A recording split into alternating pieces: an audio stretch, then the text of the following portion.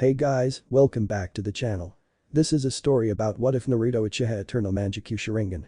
Before I start, please support for more amazing content and do consider subscribing to my channel and share this video with your friends. This is written by Sennin56 and link in the description and support writer.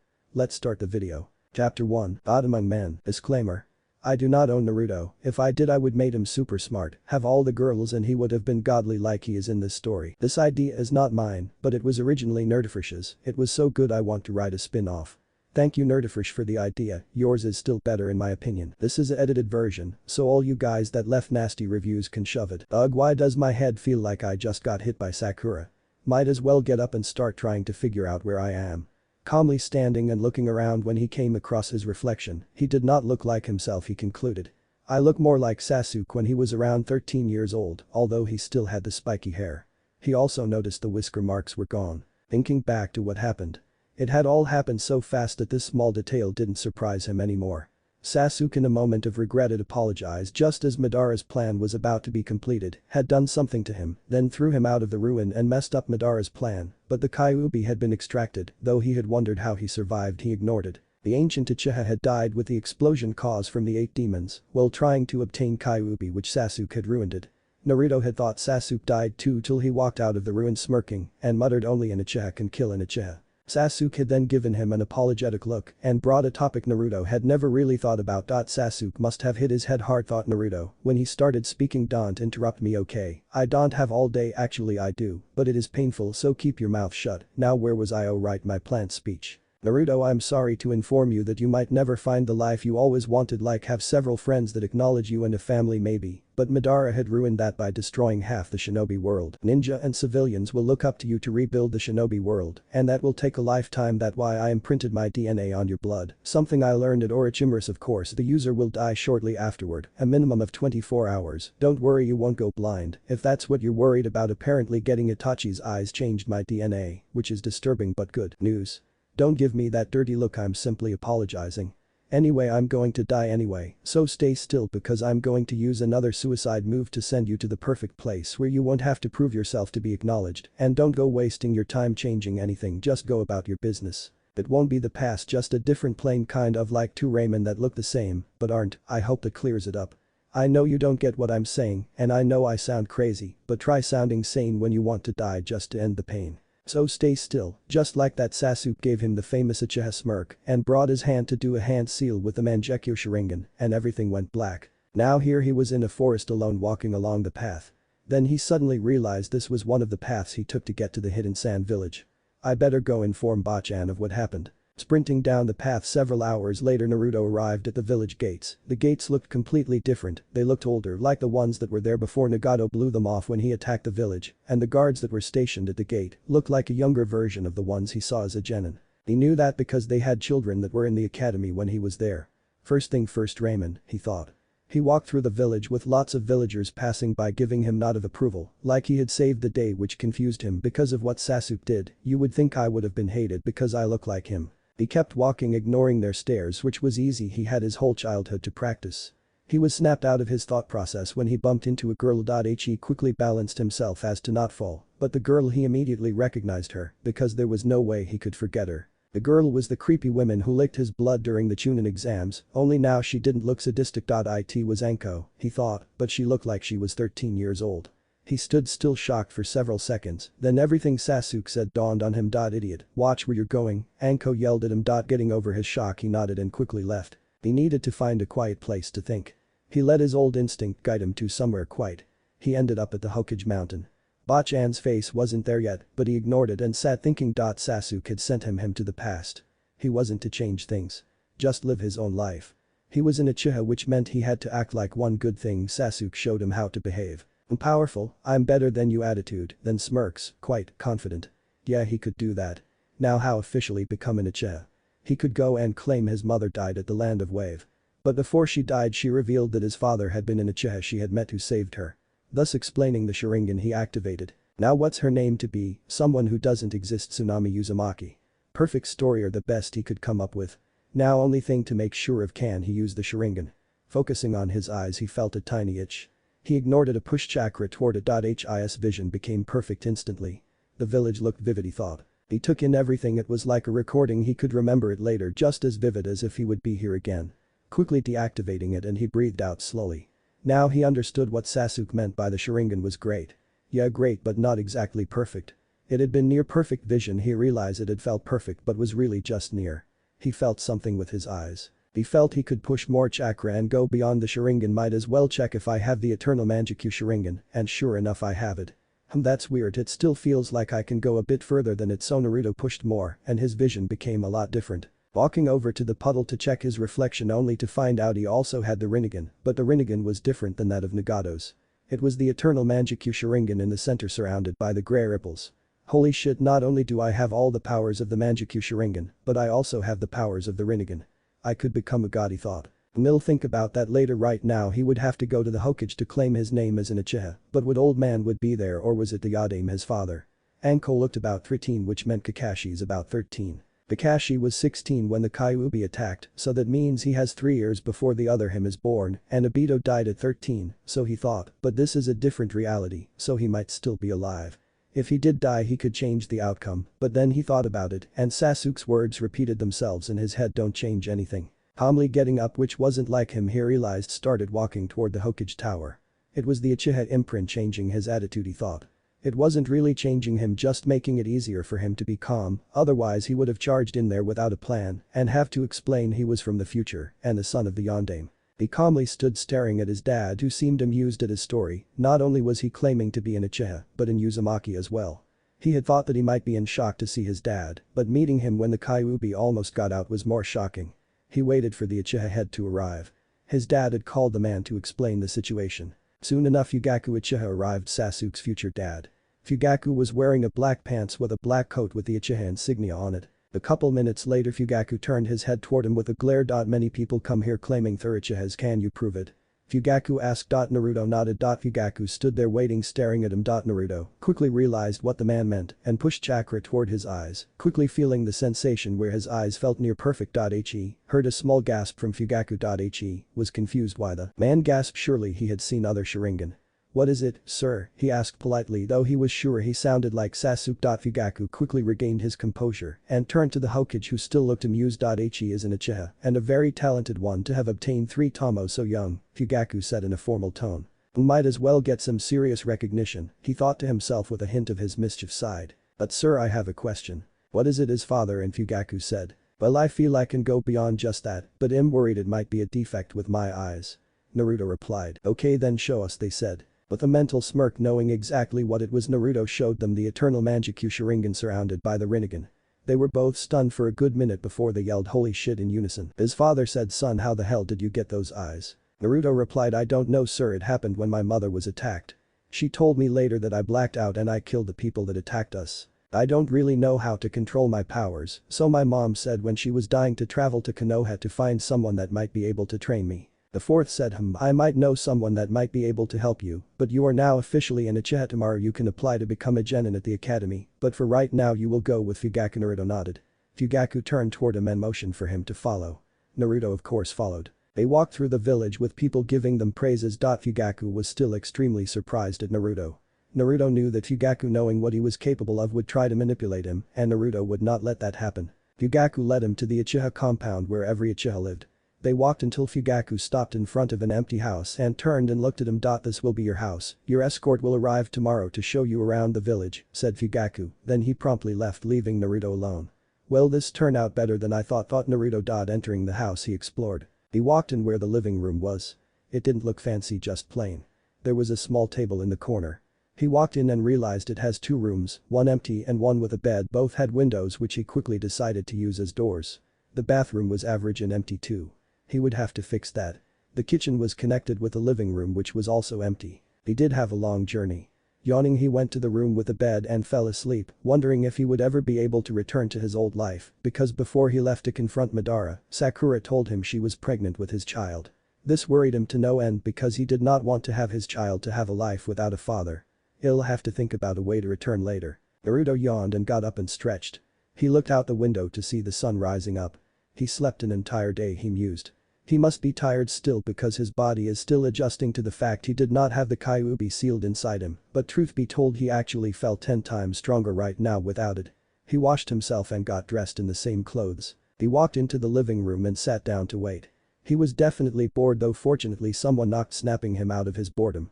He got up, hoping it was his escort. He opened it and looked down and found a black-hair 5-year-old staring at him indifferently. "Are you my escort?" asked Naruto. The boy nodded. "Well, I'm Naruto," he said, introducing himself. "Itachi Uchiha," said Itachi with a small nod. Naruto's mind stopped for a second, then he looked at Itachi closer. He wasn't really shocked, just surprised really. Itachi didn't look so dangerous. Then again, he would kill his own family to protect his little brother, who would be born sometime later. "Well, Itachi-san, it's nice to meet you," replied Naruto with a small smile. Itachi nodded again and waited for him. "Why don't you show me where the weapon shop and the grocery store is first? Then somewhere we can eat ramen, then I can head over to the academy to apply to become a genin," said Naruto calmly. "Better treat Itachi nice now or he might try to kill me in the massacre," thought Naruto with an inward smile. Itachi nodded again and led him to the weapon shop and the grocery store. Throughout the morning Itachi showed him places he already knew but acted surprised with the stores, not that he needed to really. "Looks just like when I first joined it," thought Naruto. Ichi stared at it, then turned to Itachi. "Now how about a grocery store, then somewhere for ramen, then a weapon shop?" asked Naruto. Throughout the morning Itachi showed him places he already knew but acted surprised with the stores, not that he needed to really. "Thank you Itachi-san, now I need to go to the academy to apply to become a genin, even though it's a little fast for me," said Naruto before he ran off. "Wait," said Itachi. Answered Naruto, turning back. "Here, it's a bag of money," replied Itachi. "Thank you Itachi-san," with that Naruto ran off. Itachi walked back home calmly.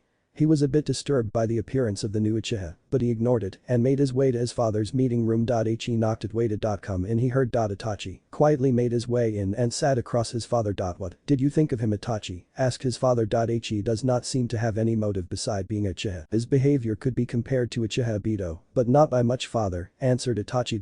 Yes, he seems a bit like Obito, agreed the clan head. Ichi will certainly become a powerful Uchiha, and I need to make sure he becomes loyal, or he could become a dangerous threat due to those eyes, continued his father. "What eyes, father?" "The Rinnegan, my son, and you need to become attached to him so he does not want to turn against us." "Fugaku Sadie's father," said Itachi before getting up and left. Fugaku sat there thinking.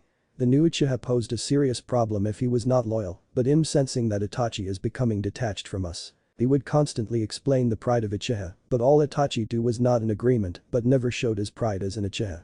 He would have to push his son harder. Naruto stepped in the academy. He had been this age when he had finally passed his genin exam, or at least looked the same age. Ichi was met by an instructor. Quickly. Uchiha-san, I was informed you would be taking the test, said a 20-year-looking Chunin. Naruto nodded and realized he might be answering by Uchiha from now. Sometime later. Naruto walked out of the academy with his hitai. He was to meet his sensei in a couple days. He would be called to the Hokage's office to meet him. Apparently he would become an apprentice to someone unknown to him or the instructor due to his doujutsu. He showed the fourth. He made his way back home slowly, not really in a hurry, even stopped by some grocery stores and bought grocery obviously. He needed to stock up on food since he didn't have any at home. He made sure to buy some instant ramen. He had been trying to cut back on ramen due to a promise from Sakura to eat healthier. Ichi reached his new home and promptly went to sleep. Ichi woke up again in the morning. He must really be catching up on sleep, he thought. He stretched, did some exercises, then showered, trying to get back to his old routine. He cooked breakfast, which included pancakes, eggs and bacon. He wasn't that great, but then again he lived off of ramen most of his life. Naruto stepped out of his house and was greeted by an old lady. "Hello, I'm Rukia," said the old lady, introducing herself. "Naruto, it's nice to meet you, ma'am," he answered back respectfully, which made her approve. "I'm very sorry, I'm off to eat. You wouldn't happen to know a nice place to eat?" he asked. "Yes, there's a nice dango shop down District 3, she answered. "Thank you," he replied with a smile and excused himself and went off to find District 3. Dango was good, almost as good as ramen. He would never admit it though. He ate, enjoying the flavor, till he heard a familiar voice that was not at all welcoming. "Ichi, why, you're that guy that bumped into me," yelled an angry Anko. "Anko, you shouldn't just accuse people, you see," said another voice which sounded familiar. Ichi turned his head to see Anko huff with Kurenai standing next to her. Kurenai was wearing black pants with a black shirt with a Chunin vest over it. Anko seemed to be dressed the same. How long have they been friends, was really the only thought in his head. He realized Anko was getting seriously angry with the silence. Deciding to break the silence, smiled at them. I'm very sorry about that, I didn't realize where I was going, he answered in an apologetic tone. Her anger disappeared, though she still seemed annoyed. Madarashi Anko, and my friend here is Kurenai Yuhi, replied Anko, introducing herself, and Kurenai. He nodded and smiled. Naruto Uchiha, he replied. Anko's face turned to a bit of surprise along with Kurenai. That explains your attitude from the other day, she replied in understanding. Uchihas are such pricks, she continued, but Kurenai nudged her to stop being rude. Anko am not like the rest of them, Naruto replied. Anko started to quiet down after that until Kurenai noticed his hitai. Are you a genin? She asked in her smooth tone, her red eyes examining his hitai more. He nodded. I just became a genin, he answered. Yo, you must really suck to have just became a genin, we're both chunin already and are all your age, said Anko with a smug smile. Well, I just arrived here, he answered with a little control. He was starting to get annoyed with her attitude. It was probably Sasuke's blood boiling at being called weak, but he wouldn't have cared either way. I bet I could take you both on, he said, trying to prove he wasn't weak. He would not have done normally, but Sasuke would have tried to rip her head off for that comment. Anko's smug smile turned predatory and looked at Kurenai, then back on him. You're on genin, but what would we get out of it, she answered confidently. Naruto brain clicked and realized why she was so confident. She was the apprentice of Orochimaru. He smirked the Uchiha smirk and thought of what to offer, not that he owned anything. How about I will teach you both a technique of your choice that I know, he answered. Then his smirk turned predatory too. But what would I get if I win, he answered. Anko seemed to think for a second before she pulled Kurenai. My friend here will teach you a genjutsu of your choice, she answered. Apparently Kurenai was confident too, but less smug, and nodded, not really noticing Anko just used her as a scapegoat in case they lost. But Naruto, realizing this, smirked and asked Anko, what are you going to give me, because you can't just sell out Kurenai. Anko fed and replied, fine, I'll give you 100 Ryo if you win. Anko paid for the dango, she ordered along with Kurenai's, and waited for him. Naruto slowly paid and followed them toward the training ground. They stopped in a wide training ground with several trees around the clearing. Prepare yourself, rookie, yelled Anko as she jumped back, giving them space. Kurenai too jumped back. They waited for someone to make a move. Seeing as no one was doing anything, Anko drew several kunais and launched them at Naruto. Naruto activated his Sharingan without them knowing and used a powerful genjutsu without them noticing he did it. Then Kurenai started going through hand seals. Naruto dodged the kunais and released himself from a genjutsu that Kurenai casted. He drew his own kunais and threw them with deadly precision at Anko and dashed toward Kurenai. He kicked, which she dodged by backing up. She seemed surprised with his speed but quickly countered with a kunai at hand and slashed. He sidestepped it and was about to land a punch, but jumped back to dodge a group of snakes that were thrown toward him. He looked at her to see that she was smirking with snake wrapped around her arm. Has the snake summon, he remembered. He jumped back and dodged another kunai, but noticed the grass were starting to turn blue. He quickly released the illusion and dodged again. He wasn't really fighting at full strength, not even close to it, but dodging was starting to get boring. With a burst of speed that caught them off guard. He appeared behind Kurenai and delivered a kick that sent her hurtling across the clearing. He turned to Anko, who looked at him in surprise at his speed but quickly sent snakes rushing toward him. He dodged them, never letting them get close, but they had managed to surround him. He knew what was going to happen next as he saw Anko put her hand together and said something before the snakes started glowing. He kawarami to a falling leaf at one of the trees before they exploded. Anko stood there looking pleased till she noticed no one was there. She quickly started looking around. Kurenai had got up and was searching to. Naruto jumped out of the tree and yelled out Kaiten no Jutsu, aiming for Anko. She jumped out of the way. Kurenai started casting another illusion. This time he felt the ground hold his feet. He broke out of it, but Kurenai was already on him. He dodged her punch but had blocked her kick. He twisted to block an incoming kunai with a kunai of his own, but Kurenai used it as an opportunity to land a punch that was too fast for him too as he had twisted. He backed up immediately but found himself being pulled into another illusion. He broke out of it but found Anko jumping toward him with a kick. He quickly blocked and countered. What's wrong, Uchiha, can't use those special eyes of yours, said Anko, taunting him. Ni saw Anko jumping toward him, throwing her kunai. He dodged it before she threw it and countered her punch, knocking the air out of her. He turned to Kurenai, who cast another powerful illusion on him. The ground absorbed his foot and soon enough he was buried with just his head. Anko then grabbed a kunai and placed it on Naruto's neck. Now, we believe we get to learn some judas, she asked with a victorious smirk. Naruto replied, nice try, but you might want to actually realize what's going on. They then realized that they were fighting in a genjutsu this whole time, and they dispelled it and found themselves each with a kunai to their throats. Anko pushed him back and growled that they lost. Kurenai, teach him, she said with a growl and tossed him the money and left. Kurenai stood there with a dumbfounded expression, realizing that they both lost without him even really trying.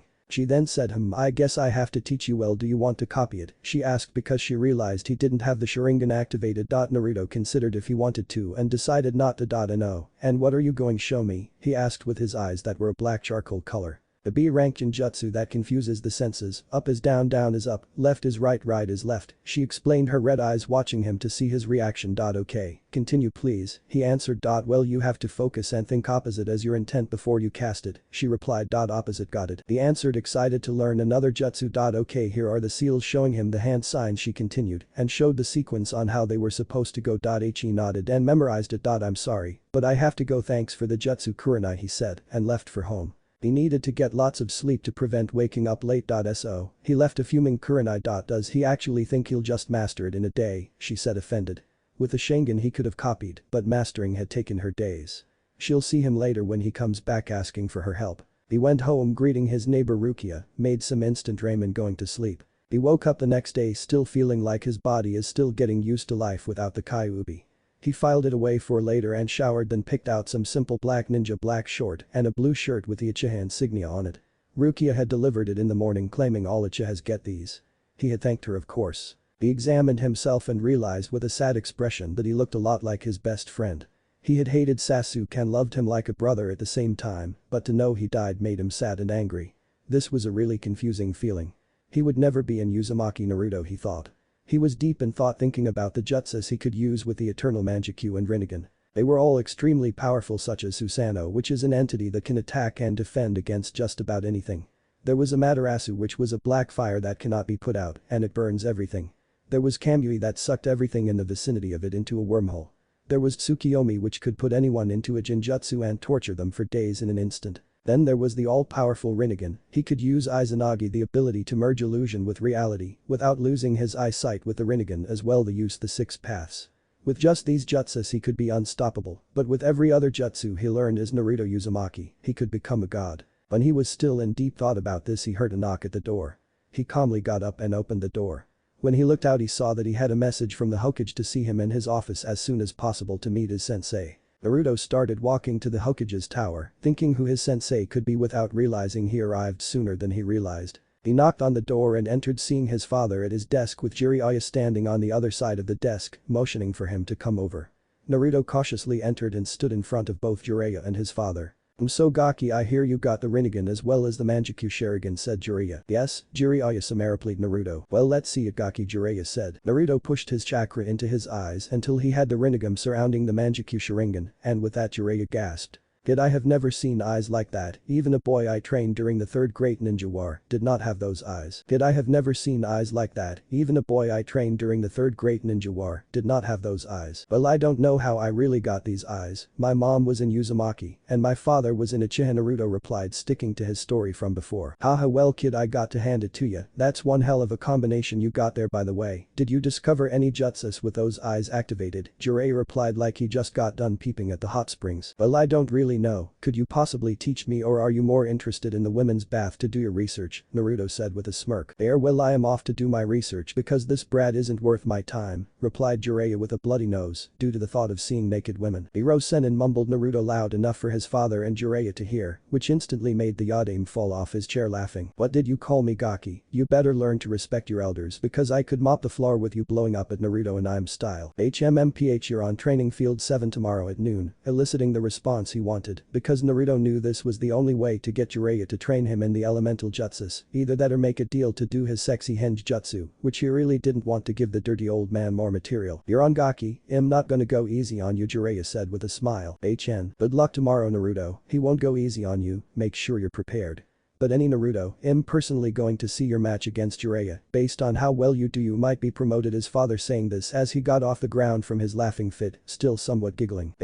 After leaving the Hokage, Naruto headed to the Dango shop in District 3 for some lunch and relaxation, or so he thought. Hey, Uchiha, what are you doing here? Growled Anko, her dango still in her mouth. A beautiful sight, isn't it? Naruto thought. Naruto kept his face impassive and went into Sasuke mode. Dango, he replied while getting a chair and ordering some said dangos. I want a rematch tomorrow at noon, Anko more growled than a sked. Well, I already have a match tomorrow, you're welcome to stop by and watch, he replied calmly, but who, she almost screamed. Jiraiya, the legendary Sannin, and with that retort Anko almost choked on her dango. Anko retorted, haha, so the Uchiha prick is gonna get his ass beat. Let's make a bet. I win, you're my girlfriend for a month, I lose, I have to refer to myself as a little bitch for a year, Naruto replied with an inward smirk, because he knew he could win, and he always liked Anko, because he had a fetish with her sadistic get-away attitude. Anko replied with a smug face on your on. Then he looked at Kurenai, who was watching with a very amused look on her face. Hello Yuhi-san, he greeted. Hello Naruto, she greeted back. You coming to watch the fight, he asked calmly while ignoring Anko's glare. Probably, you know you might lose, she replied. Well, I better win because if I don't Anko's gonna have a field day, he say. True. Well anyway, I'd like to invite you to my party tonight if you'd like to come, she replied. What, Kurenai, you can't invite a prick, he'll ruin the mood, yelled Anko. I'll visit then, he answered politely. Good, it's a district 4, you'll know which house it is, she answered. Who will be there? Naruto asked, curious. Who will be there? Every Chunin and Jonin that we know will be there, said Anko, joining in. Then continued. Kakashi Haddock, Might Guy, Jiko Hade, Asuma Sarutobi, Obito Uchiha, Rin Inuzuka and Shizune, she's always a party killer, finished Anko. Well, I'll pass by, he said before remembering he didn't know when. When is it, he asked. Tonight, she answered. Naruto nodded, then excused himself. He needed to find a gift with only an hour or so before the party. He needed something an illusionist would want. Maybe a technique. Well, I can't really do that because I don't have many illusions as it is, so that wouldn't be helpful. Maybe a sword. She didn't have many physical attacks. She relied on illusion, so a sword to defend in case the illusion doesn't work. Now where was that sword shop that Itachi showed him? He finally found it after going through his memory of the tour. He entered and was greeted by the owner. How can I be of service, Uchiha-san? Asked the owner. I'm looking for a sword, a medium-sized one, maybe one that looks like Kusanagi if you heard of it, he said, calmly. The owner eyes widened, but quickly nodded and went deeper into the shop and came back out holding a sword that looked just like Kusanagi. It's a copy of the sword Kusanagi that I had comes by, but it will serve you well if you take care of it, said the shop owner. How much? Naruto asked. 1,000 ryo since it's a copy, answered the shop owner. Naruto paid the man and left. He just used up most of his personal clan, provided allowance. Naruto arrived home as it got dark. He needed to make the sword more powerful, but how? Kusanagi was made with very complicated seals, maybe he could do that. He quickly drew some seals on the floor and placed the sword in the center. He continued adding a series of seals to back the other seals without interfering. He needed to keep it always sharp and unbreakable. He could probably make something like Kusanagi, but it would take days. He added dozens of resistant seal on the circle. Then he added heat-resistant seal to prevent it from melting. It might be indestructible, but it could melt if he doesn't make it fireproof. He added some other seals to prevent it from rusting. Then he placed a seal to make it sharper when chakra is pushed through it. At night, Naruto stood back and looked at the giant circle of complicated seal covered in his room with the sword sitting in the center. He needed to complete the seals before anybody passed by. He pressed his palm together and pushed all his chakra on the seals. His chakra flooded through the seals, making them glow before the seals started being pulled toward the sword. He kept flooding his chakra through the seals till the entire seal that covered his room was just a small circle on the side of the sword. It looked like Orochimaru's curse seal, only it looked like a shuriken in the center. It looked more like the Mangekyou Sharingan of Itachi's, but quickly placed a scrambler seal on it to prevent anyone from deciphering his seals. The last thing he wants is hundred of ninjas running with sword more powerful than average one.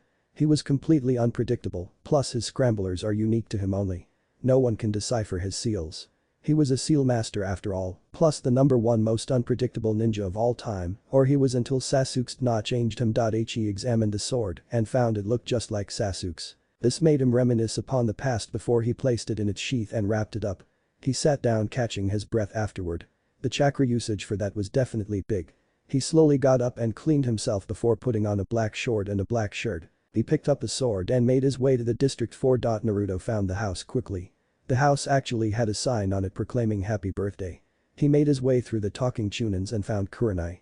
She was standing with Anko and Kakashi. Oh god, thought Naruto. If there was one thing Kakashi was good at, it was being suspicious. Hello Kurenai, he said, greeting her properly since it was her birthday. Naruto, I thought you wouldn't make it, she answered, her calm voice being more soothed than usual. I had to get your present, he replied while handing her the wrapped sword. Thank you Naruto, she said before leaving to put it away. I thought you might have gotten the butterflies, said Anko with a smirk. Maybe, he answered calmly. Hello, I'm Kakashi Haddock, said Kakashi, introducing himself in a bored tone after watching them while reading a How to Treat Your Friends Right book. Naruto Uchiha, answered Naruto in the same tone. Kakashi's became suspicious quickly. You are the new Uchiha then, he stated, both his eyes checking Naruto as an enemy. Yes, new would be the word for it, answered Naruto equally bored. Kakashi nodded and went back to reading his book on how to treat your friends right. You're gonna totally lose that bet tomorrow. I'm gonna enjoy this year, asked Anko, drinking something green. Yo, you know what happens when you assume, he answered. Well, don't get too cocky, because I'm gonna win, said determined. That is most youthful Anko to have such determination, yelled Guy as he walked in his green spandex. Anko quickly left it at that and left before Guy could utter another word. Naruto looked back for Kakashi but realized Kakashi disappeared too. I might, oh Guy, greeted Guy with a shout. Naruto Uchiha, replied Naruto calmly. He wasn't really annoyed with Guy really. He spent days with Lee, who had surpassed Guy in the youthful department. You must be full of youth to have defeated Anko and to be able to have a match against a Sanin, he once again shouted. She made it easy and I wanted to test myself, he answered. Yosh, agreed Guy. Naruto decided to get rid of Guy now. The guy might never stop talking. Guy, how unyouthful of you to be here standing when you could be running around Konoha to further increase your youth and one day help the youthfulness of a person like yourself, said Naruto in a shocked voice with expression saying, why are you still doing standing there? The result was instantaneous. Guy's face changed to one of horror. You're right, Uchiha-san, he said with tears dripping down his eyes. I'll go and run around Konoha 200 times to make up for my unyouthfulness, he yelled with determination before disappearing in a burst of speed. Naruto stared at the spot Guy stood. Naruto, said Kurenai, coming back from wherever she went off to. He looked at her direction and saw another person walking with her. It was Obito. Kakashi had always described him, so he knew him practically on sight, which had been he wore a goggle and had bushy black hair. Naruto nodded, not really feeling like speaking anymore. He wasted all his saved drama on Guy. This is Obito, the Uchiha I told you about, said Kurenai, introducing him. Obito, this is Naruto, said Kurenai, introducing him too. I've never seen you around, stated Naruto, and looking at the man who made Kakashi lazy and bent on teamwork. Obito grinned. I moved out of the compound as soon as I turned a jounin, he answered. Naruto nodded, now understanding why he never seen him. Don't they make you follow the Uchiha behavior thing, asked Obito. Thing, asked Naruto. Obito seemed confused now. Don't associate with anyone that's not an Uchiha, answered Obito. Naruto shook his head confused. Every Uchiha that's considered a child has to follow it, he answered. Child? Asked Naruto in a calm voice. If you haven't unlocked your Sharingan, said Obito again. Naruto understood now. He pushed chakra in his eye, bringing out the fully mature Sharingan. He felt the sensation of having perfect eyesight again. No way. Yelled Obito. How did you do it? Asked Obito again. I simply pushed chakra in my eye, he answered calmly. Not that, how did you activate it? Asked Obito, looking very curious. Well, I was cornered with kunais coming in every direction toward me, then everything slowed down, answered Naruto, making up a story on the fly. That's it? Asked Obito, disappointed. Have you not activated yours? Asked Naruto as respectfully as possible to not offend him. No. I've been feeling itches on my eyes, but no, answered Obito. Maybe if he was falling down a cliff like Jiraiya did with me will activate it. His Sharingan like I did with Kyuubi, thought Naruto. Maybe you should do something to feel despair, suggested Naruto calmly. Despair? Asked Obito, confused. The Sharingan activates when you're in danger, answered Naruto. I didn't know the Sharingan worked like that, said Kurenai after understanding what they were talking about. Depends on the person, answered Naruto calmly. Those Uchiha pricks never told me that, growled Obito. You weren't exactly their favorite, added Kurenai. Obito nodded, then seemed to be pulled deep in thought and left. Well, you seem to be getting rid of everybody that talks to you, said Kurenai, amused. They leave on their own, answered Naruto, bored. She nodded and looked behind him to see someone coming. Naruto turned and looked. It was Asuma. Anything after the Chunin exam would be okay to change, so this man or kid won't die, thought Naruto. Hello Kurenai, said Asuma, then looked at him. Asuma Saratobi, he said, introducing himself. Naruto Uchiha, replied Naruto smoothly without emotion. He needed to practice being an Uchiha and might as well get a little practice and. Asuma didn't seem to really notice anything about his formal tone and simply nodded, then went off somewhere. Naruto thought Asuma looked wrong without a cigarette. He would have to fix that. Well, hope he enjoys his time here, he's always bored or something, said Kurenai. Naruto nodded and took another drink from his sake. Where's your parents, he asked, wondering where the adults were. Me dad went off to interrogate some ninja that was captured after he gave me a present, she replied. What about your mother? He asked. Her expression changed immediately to one of loss. She died when my father brought us over here, she said slowly. Naruto nodded and decided to maybe change the subject. Is that an Inuzuka? Asked Naruto quietly. Kurenai looked at where he was looking and replied. Yes, that's Rin, she's one of Obito's old teammate along with Kakashi. I heard of them incredible trackers or something, said Naruto. They are, but Rin's more of a healer, responded Kurenai. Naruto nodded. Naruto walked back home passing through the Uchiha compound. He met some interesting people then Guy came back after running his 200 laps. He met Rin who was a very nice person. He understood now why Kakashi always grieving and why he modeled himself from them. Well not the Kakashi of this time, but still. He met Gekko Hate who still coughed like he might die anytime. It looked pretty convincing, but he actually simply acted as if he was sick. How he gets the bags under his eyes is a mystery. He eventually came to his house, he walked in made some instant ramen while cleaning up. When he went to bed he almost immediately went to sleep. Tomorrow at noon, almost everybody from the village showed up to the training ground on time, except for his opponent he thought. He must be peeping at the women's side of the hot spring again sighed Naruto. 30 minutes later, Jiraiya finally showed up and did his signature introduction, which made everybody sweat drop. Are you gonna fight or are you gonna continue to embarrass yourself? Iro-sen, Naruto said with a smirk, making several people laugh. At ready Gaki replied Jiraiya. Anko was busy smirking on the sidelines thinking she had this bet in the bag. Oh how wrong she was. Jiraiya started the fight running to Naruto at full speed, with a kunai drawn trying to end this fight quickly. He was about a foot away when Naruto reacted by activating his EMSR. He grabbed Jiraiya's wrist and used almighty push, making Jiraiya fly across the clearing. Within seconds Jiraiya slammed into a tree dropping his kunai next to Naruto in the process. What the hell just happened? He just flung me from over there like I was nothing, Jiraiya thought to himself. With that everyone gasped, making Naruto smirk to himself. Naruto lazily picked up the kunai that Jiraiya dropped and pointing it towards him yelling heavenly attraction pulling Jiraiya towards him and within seconds Jiraiya was just about to be ran through by the kunai when he kawarmied with a log. Naruto started to look for Jiraiya when Jiraiya instantly appeared behind him swinging a kunai down upon him. Without time to think Naruto resorted to Izanagi knowing with the Rinnegan, he would not lose his eyesight. Continuing the swing of the kunai Jiraiya cut off Naruto's head shocking everybody. Should I killed him he thought. Hey Iro-sen him behind you, Naruto swung a kunai trying to stab Jiraiya in the back when Jiraiya reacted by using ninpu. Ranji Shigumi no Jutsu making his hair into a shield. Dumping back Naruto gave a slight smirk thinking might as well bring all my guns to bear, with it he activated Susanoo. This shocked everyone including Jiraiya as well as the fourth Hokage and made Anko's jaw drop again. You'd think she wouldn't be surprised anymore lol. Hey Iro-sen I'm gonna end this quickie if you don't mind said with a look of superiority. Shit how the hell is that kid doing that I cannot beat that, I'm gonna have to summon Gamabunta. Making the hand seals and slamming his hands to the ground, Jiraiya yelled Kuchius no Jutsu. A huge cloud of smoke appeared revealing a giant toad. What the hell Jiraiya you perverted bastard why did you summon me? Well that's why Jiraiya pointing to Naruto who still had Susanoo out. Well I'll be damned I've never seen that, but I've heard of it it's called Susanoo. We need to use the combination jutsu, you provide the oil I will provide the fire replied Jiraiya. Ninpu. Gamayudan oil, Kaiten. Gakakyu no Jutsu giant fireball, they shouted in unison with it a massive fireball engulfed Naruto and Susanoo.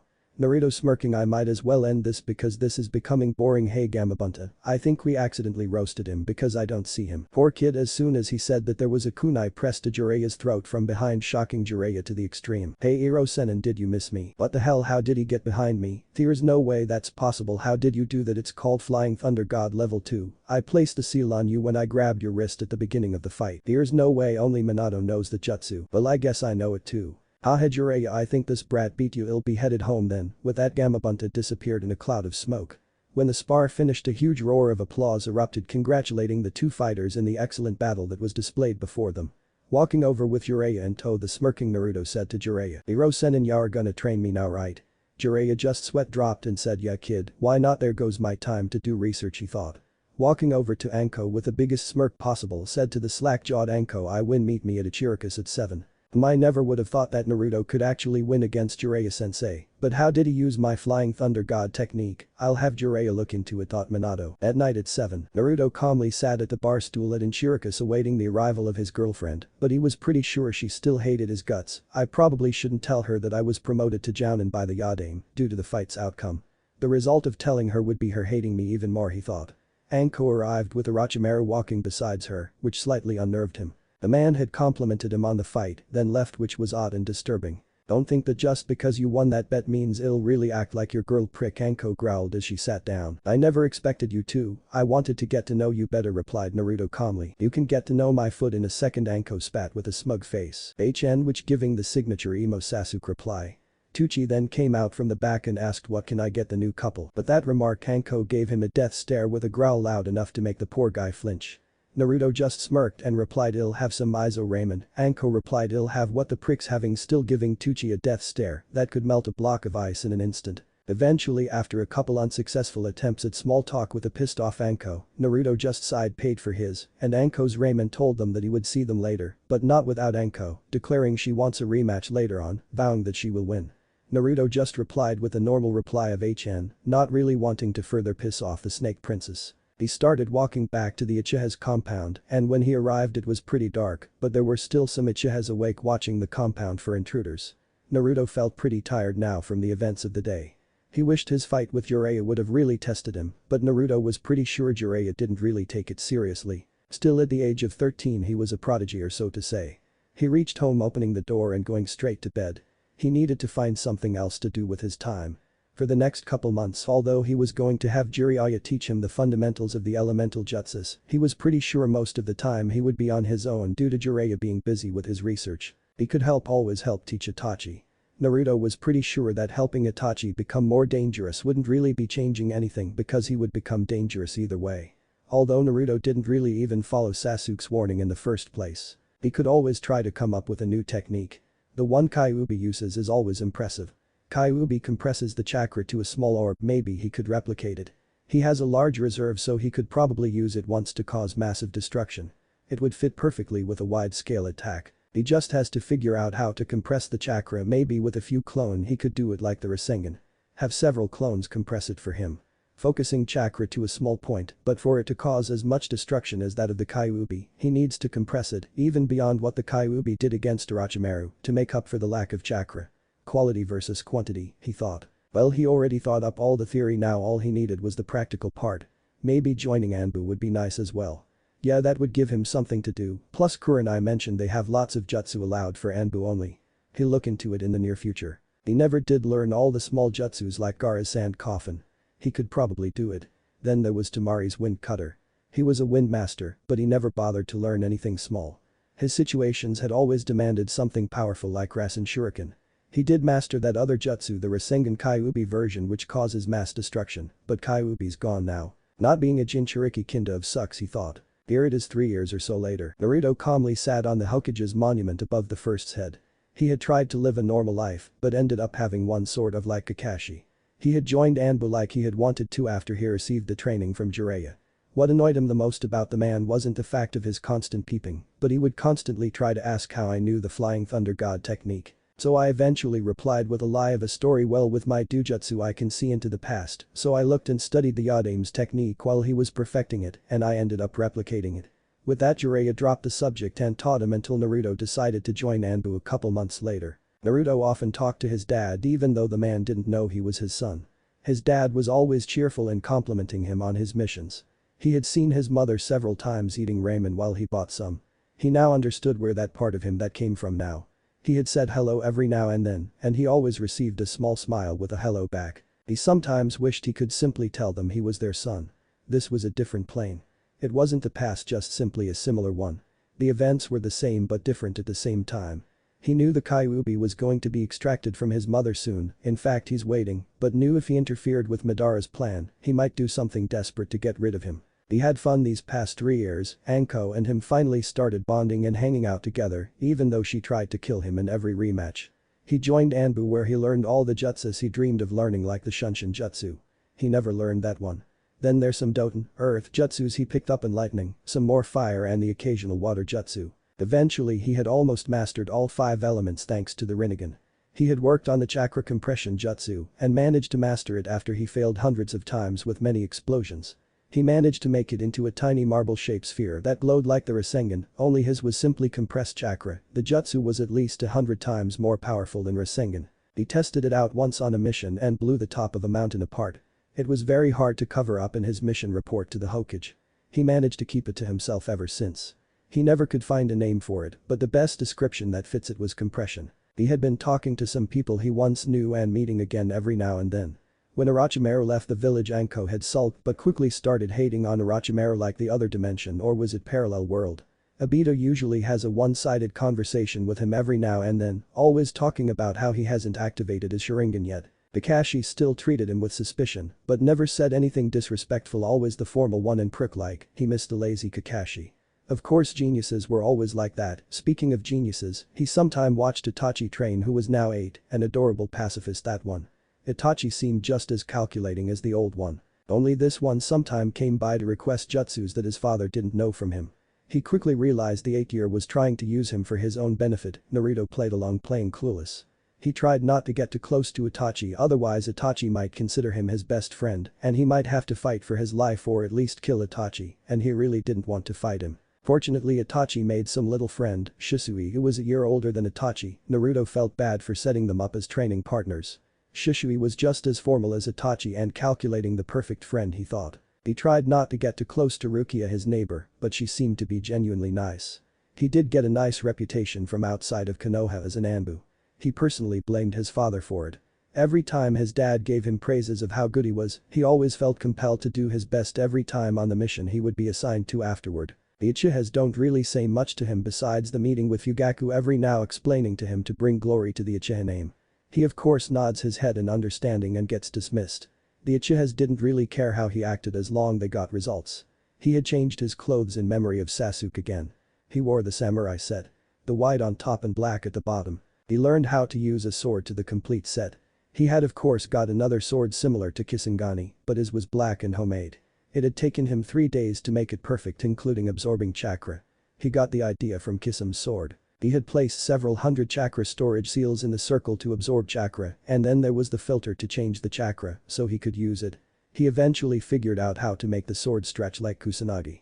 The sword could rival any of the swords of the hidden mist. He had placed seals to make elemental manipulation easier with it and other small details like a summoning jutsu on it to summon it in case he forgot it somewhere. It had taken lots of chakra, so much so he almost passed out from chakra exhaustion to place the seals on it, but it had been worth it. He had of course kept the sword's ability to himself, not wanting one of 7 swordsmen of the mist to show up challenging him. After walking around with a nameless sword, he decided to name his sword Crescent. Even then some had challenged him after his father started congratulating him because of his outstanding results on every mission he'd been sent on. He had gotten a name. The Demon of Konoha. It's not really the best name, but it supposedly strikes fear in the hearts of his enemies, or so he heard. There had been times when some ninjas didn't take him seriously and ended up dead before they hit the ground. Now, he knew why Sasuke hated fangirls, because no matter what he did, they would try to stalk him wherever he went. The other thing was that he looked like Sasuke, which wasn't new. The only difference was he had the same wild hair from himself. He thought about wiping out the Uchiha clan, but then he would become a missing nin, lose all his friends, and Madara would notice him, and he didn't want to have to kill him until he was good and ready. He would let Itachi kill the Uchiha clan, and he would instead make sure Sasuke doesn't turn insane or close to it and go down the wrong path. Plus Sasuke had been born only a week before. Sasuke's mother Makoto Uchiha always looked down on him even if he was respectful, which was fine with him because the bitch was going to die. He also met the third several times before too. The old man was as nice as he had been to him as a child. That's what he loved about that old man. Night of the Kyuubi attack. Naruto opened his eyes showing the EMSR. He just felt Madara appear in the village, meaning his dad would be fighting Madara outside the village. Once Madara summons the Kyuubi. Naruto watched as the Kyuubi appeared near the village. He felt the familiar killer intent wash over him. The villagers were probably feeling despair right about now. Naruto closed his eyes and focused on gathering natural chakra. His chakra tripled. He felt power rush through his body. Snapping his eyes open, he still had the EMSR activated, only this time it was reddish-orange. He rushed toward the Kyuubi. He pushed his body further, going faster than he ever did before. Any shinobi who were heading the same direction as he was heading would have seen him as a black and white blur dashing through the street. He was the first to arrive to the fight. He got in front of the Kyuubi, letting out a massive kai that even startled the Kyuubi a bit. He could have controlled the Kyuubi, but deep down he wanted to be a badass, which was undoubtedly coming from his old self. Therefore he activated Susanno. It looks like Itachi Susanoo, so that he could block any attack that it might throw. He did this so that he could not only protect his beloved village, but to prevent the deaths of hundreds of shinobi. When the Kyuubi attacked, he would slam the shield of Susanoo against the tailed beast to knock it back. He did this for a good 20 minutes. Halfway through, though, the Kyuubi tried to use the tailed beast bomb, but just before it was launched he hit its head, knocking the blast into the sky, protecting the village. Before he knew it, he only had enough chakra left to use his compression jutsu. He focused on his right hand, compressing his chakra while nearing the Kyuubi. He felt his chakra drain with a blue pulse on his right hand. Naruto felt the compression complete, making him feel invincible and in control. He looked up ahead and saw the Kyuubi at red head and tails in front of him with its hate-filled roar that resounded through the village.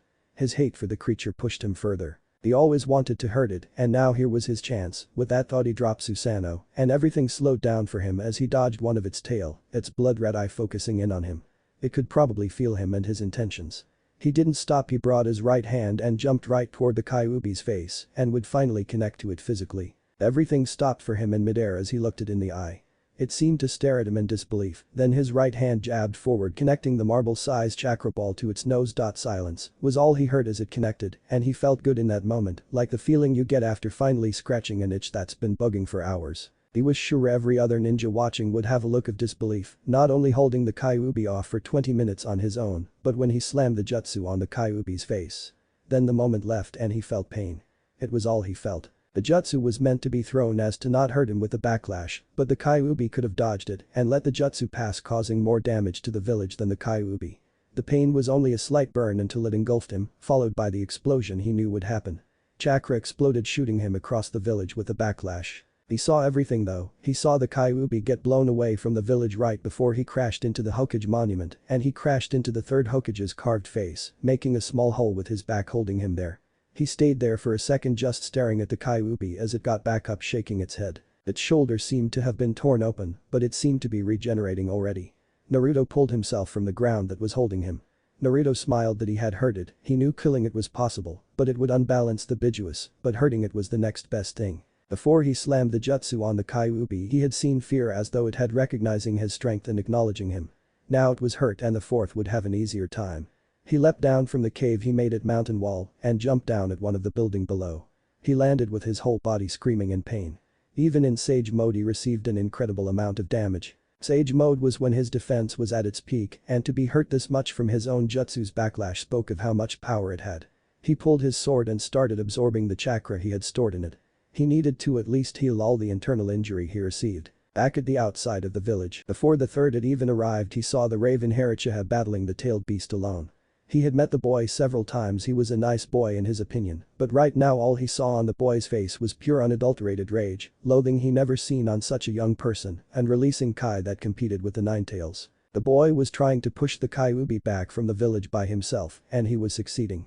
The boy had an entity surrounding him that was blocking every attack, protecting everyone around him from the Kyuubi's wrath.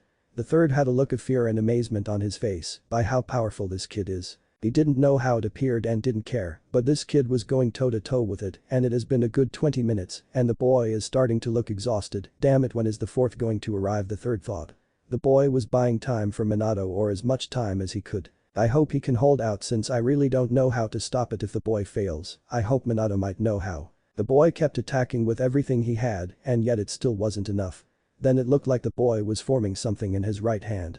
He thought it was Rasengan first, but realized it wasn't. Then his instinct told him to protect himself as the boy made the entity that was surrounding himself disappear, and the boy jumped and threw his right arm toward the Kyuubi's face. Sarutobi pulled all those near him toward him with some quick wires and pulled them behind him as he started an earth wall jutsu.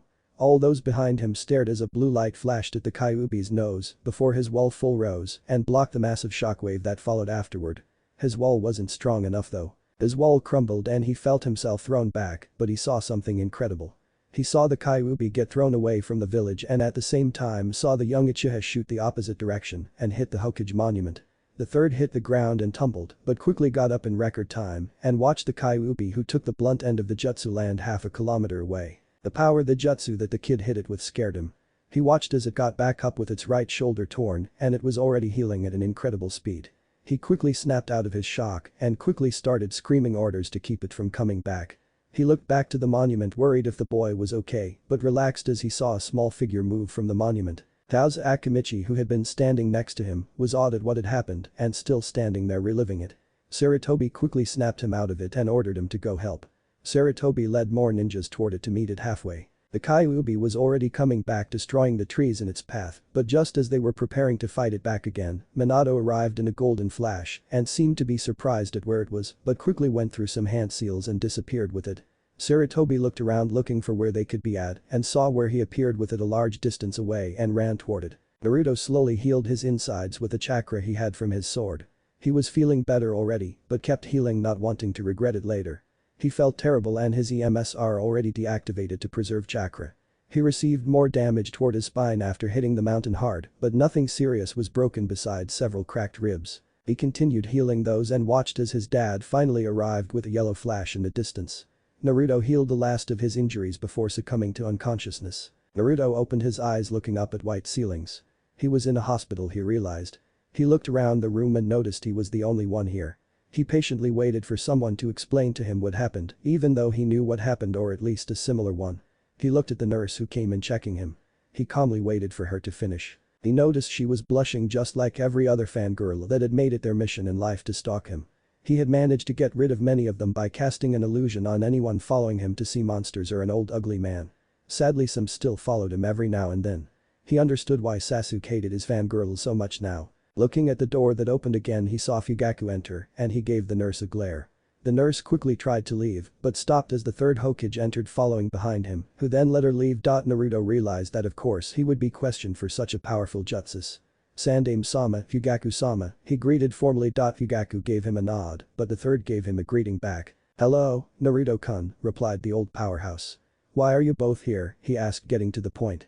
"We're here to ask you about the jutsus you used against the Kyuubi," the Hokage answered. Uchiha head nodded his head in agreement. "Well, the first one I used as a shield and it's called Susanoo, and the second one, well, I don't really have a name for it, but I guess it would best be described as compression," answered Naruto calmly. "So, it's not the Rasengan then?" asked the third. "No," answered Naruto calmly. "When did you obtain this new jutsu?" asked his Fugaku. "I created it recently," answered Naruto calmly. "The amount of power you placed in it was incredible," mused the third, as if reliving the moment. I put all my chakra that I had left in it," he answered calmly again, even though it wasn't necessarily a question. "When you hit the Kyuubi, it's as if it was a hurricane that exploded onto Kyuubi, engulfing it, then tossing it away from the village," said the Hokage, describing it to him. Naruto's face lit up. "Shippuden," he repeated. "What do you mean?" asked the third. "I'm naming it Shippuden," he replied. The third nodded in understanding with his boss, nodding his head in agreement. "What happened?" asked Naruto, remembering what he wanted to know. Sarutobi's face changed to one of loss instantly.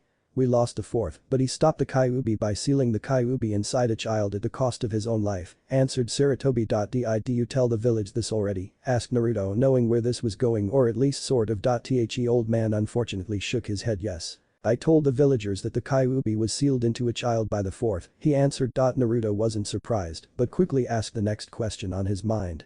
"And what of the child?" he asked. "Both his mother and father are dead," Sarutobi answered. "Now Naruto instantly knew what to do. "Hokage-sama, I request permission to adopt the child." Now the Hokage was shocked but happy to hear this, because the child might not have such a hard life after all. "Permission granted, Naruto-kun," the third replied with a smile. "When would I be able to adopt him?" Naruto asked. The third replied by saying, "As soon as you fill out the necessary paperwork." Fugaku glared at Naruto and replied, "I will not have that abomination in my clan." That instantly made Naruto's blood boil, and he activated his EMSR and expressing his overwhelming Kai, which stunned Fugaku shitless, and the third was surprised by how much he released. Naruto replied in the most hateful but quiet voice, "Fugaku, you call that hero of a child an abomination one more time, or you hurt him in any way, you will feel my wrath." Then Naruto turned to the third and respectfully asked, "Hokage-sama, I also request permission to start my own clan, due to me being the only one with this bloodline. Plus I can raise this child without worry of assassination of this child from my own clan members." The third was surprised to say the least, but he thought this kid does have a good point. "Very well," replied the third, "but I have to run it by the council to make it official." "Thank you, Hokage-sama." Naruto thought it was as good that he was able to raise this Naruto and make sure this Naruto would never have the rough life he did. Is that everything you're here to ask?" questioned Naruto. "We're also here to explain to you that most of the villagers see you as a hero because you held off the Kyuubi by yourself, which in turn no shinobi lost their life except the fourth," Hiruzen said with a smile. Naruto didn't find this as good news because his fan club would probably triple. "I didn't think I did all that. I only held it off," he asked. "My boy, you are too modest. You did more than that. If you didn't hold it off for as long as you did, half a village would have been destroyed along as many lives that would have been lost in the process," the third explained with a smile. Naruto couldn't deny that he really did all that, but he was still just worried about the fangirls, he thought with a mental sigh. Then that's all, he asked. Yes, that's all, Hiruzen with a chuckle. Naruto glared at Fugaku that made his ex-clan head leave in fear. Hokage-sama, please inform me as soon as possible about the child. Naruto replied. Very well, you have no idea how thankful I am that you want to adopt this child, said the third. There's no need, Hokage-sama, I see that child is a hero, and with that I will provide that child with a loving and caring family that he deserves, Naruto expressed. But that the Hokage bid Naruto a farewell. Tomorrow morning, Naruto calmly walked out of the hospital though he was still a little pissed. He had been asleep for 4 days, plus Anko came to visit the other day when he was asleep, so he had to try to find her to help ease her mind that he was okay. Some villagers greeted him with overwhelming praise, he kindly greeted the villagers back. He might have to walk around in henge for the next month or longer, Naruto thought. Now to find his own compound so he can immediately move out of the Uchiha compound. 2 days later, Naruto quietly entered his compound with a little blonde baby in his arms and made several instant ramen cups to feed his hunger and made some bottles for the newborn just in case he woke up hungry. The child was named Nagato by his father, which really surprised him.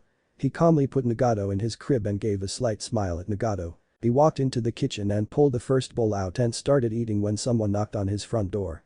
Getting up, he opened the door to find Itachi. Hello senpai, greeted Itachi. Naruto was surprised by the senpai title, but ignored it. Itachi was a chunin at the moment, the youngest ever, but he didn't really take that into account, just that he needed to catch up on the ramen he missed. He quickly let him in and sat at his little table. He had gotten more furniture for his new compound, but he still kept the old table, since he had grown fond of it. He passed a ramen to Itachi, who quietly accepted the ramen. I'm here to ask if you could teach me more jutsu, asked Itachi. Naruto gave him a small smirk. I'm sure you can find another jounin who can teach you, maybe one with more experience, replied Naruto.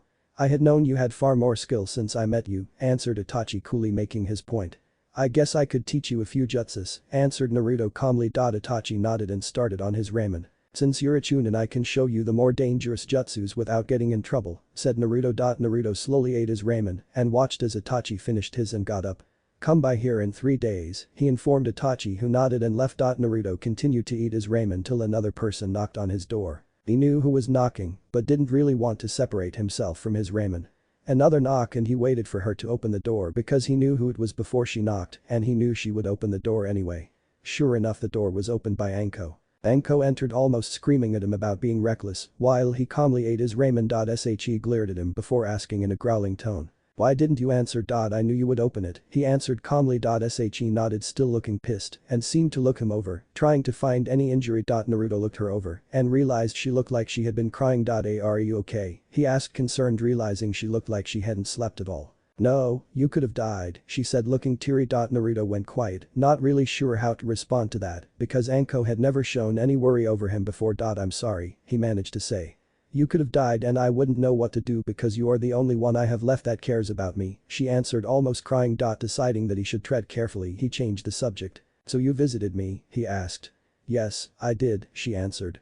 Why? He asked, trying not to look back at his ramen. Bowl, damn his obsession. I saw you hold off that fox and get blown away, she answered, a little emotional. I blew him up, he corrected with a smirk and acting a bit like his old self.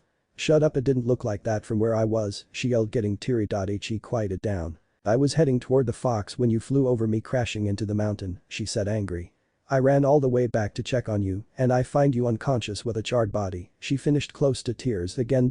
He didn't really know what to say to this because he never seen her like this, but he wasn't going to make a promise that he had been about to make. They always cause him trouble. I'm sorry, I'll try to be careful next time, he replied with hurt face at how worried he must have made her and others.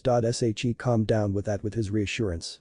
So is the third the Hokage again, asked Naruto, since he forgot to ask that question. Yes, he is, I'm sure he'll do great like he did the last time, she answered. Naruto examined her attitude, she was calming down, though she still looked slightly pissed. So when are you going to push for jounin? He asked, changing the subject again, 3rd time's the charm. Not for a while, she answered, looking at her lap. Well, I'm a jounin already and I managed to create a new jutsu, he said confidently again. What was that jutsu? She asked, now remembering his jutsu. I call it Shippuden, he answered. Hurricane, she asked. Yes, I was told it causes as much destruction, he answered. Yes, it did, she answered. Did anyone get hurt? He asked. No. No one we know except your ex-neighbor Rukia, she answered. Was she there when it attacked? He asked, confused what an old lady might be doing in a war zone. No, her heart gave when the Kyuubi's killer intent washed over the village, she answered. She was a great neighbor, he said sadly. Well, at least Itachi won't have a guilty conscience of killing a nice old lady or didn't when he did it in the old world. Anko, would you like to meet my son? Naruto said, changing the subject of conversation once again. Son? Anko asked, started getting seriously pissed, assuming the worst. Yes, his name is Nagato, he is the hero that the Yadaime sealed the Kyuubi in. Naruto replied. So how is he your son? She answered. His parents died in the attack, and since he saved the village he deserves a caring family, so I adopted him, Naruto calmly stated. Would you like to meet him? He continued, getting up from the table calmly. HMMPH, where's the squirt? Anko said, hiding a smile, thinking who knew he was that much of a softie. He's in the other room sleeping, Naruto said, leading Anko to Nagato's room. HMMPH, he's cute, Anko smirking, trying unsuccessfully to hide her emotions. So what's the hero of Konoha doing tonight? Anko cooed, getting closer to Naruto. Well, I have Nagato here to take care of, but you can come over for some dinner, Naruto smirking, playfully continuing. How about it 7? Sounds good, Anko cooed with a seductive smile, coming closer to his face, putting him into a trance-like state. But snapping out of his trance because he remembered his problem. Anko, can I ask you a favor? He asked. She looked at him for several seconds, looking confused before answering. What? She answered, sounding like someone just interrupted a special moment, which he kinda did. Well, you see, I'm supposed to train someone, he answered. I'm not going to train them for you, she answered. No, that's not it, it's just that my fan club probably tripled by now, and I'm going to need your help getting rid of them, since I don't want to watch my back while training said person, he answered, being more talkative than usual. Alright, 5 years since the Kyuubi attack. Naruto was sitting in somewhere important and he was nervous. It had been 8 years since he had arrived in Konoha, 3 years before the Kyuubi attacked, but he never thought he would be in this position ever. He sat there trying to remember how it all started. He was sure it started back when he won that bet with Anko. He had trained Itachi into a dangerous ninja by simply ordering him to accomplish otherwise impossible tasks, such as fight with his eyes closed, as to not depend on it while fighting on water, which was hard to do when you don't know when to push chakra to your feet. He was sure he was even more dangerous than the one he fought against when he was a genin. Anko's help with not only the fangirls but with Nagato when he was still a baby, this led to them basically living together. This obviously led to them dating each other. That it led the some Uchihas to further look down on him due to him leaving the clan to raise young Nagato and dating someone outside the clan. Some had even proclaimed he was further tainting his blood and wanted to eliminate him, even though they had enough common sense to understand they would lose their lives.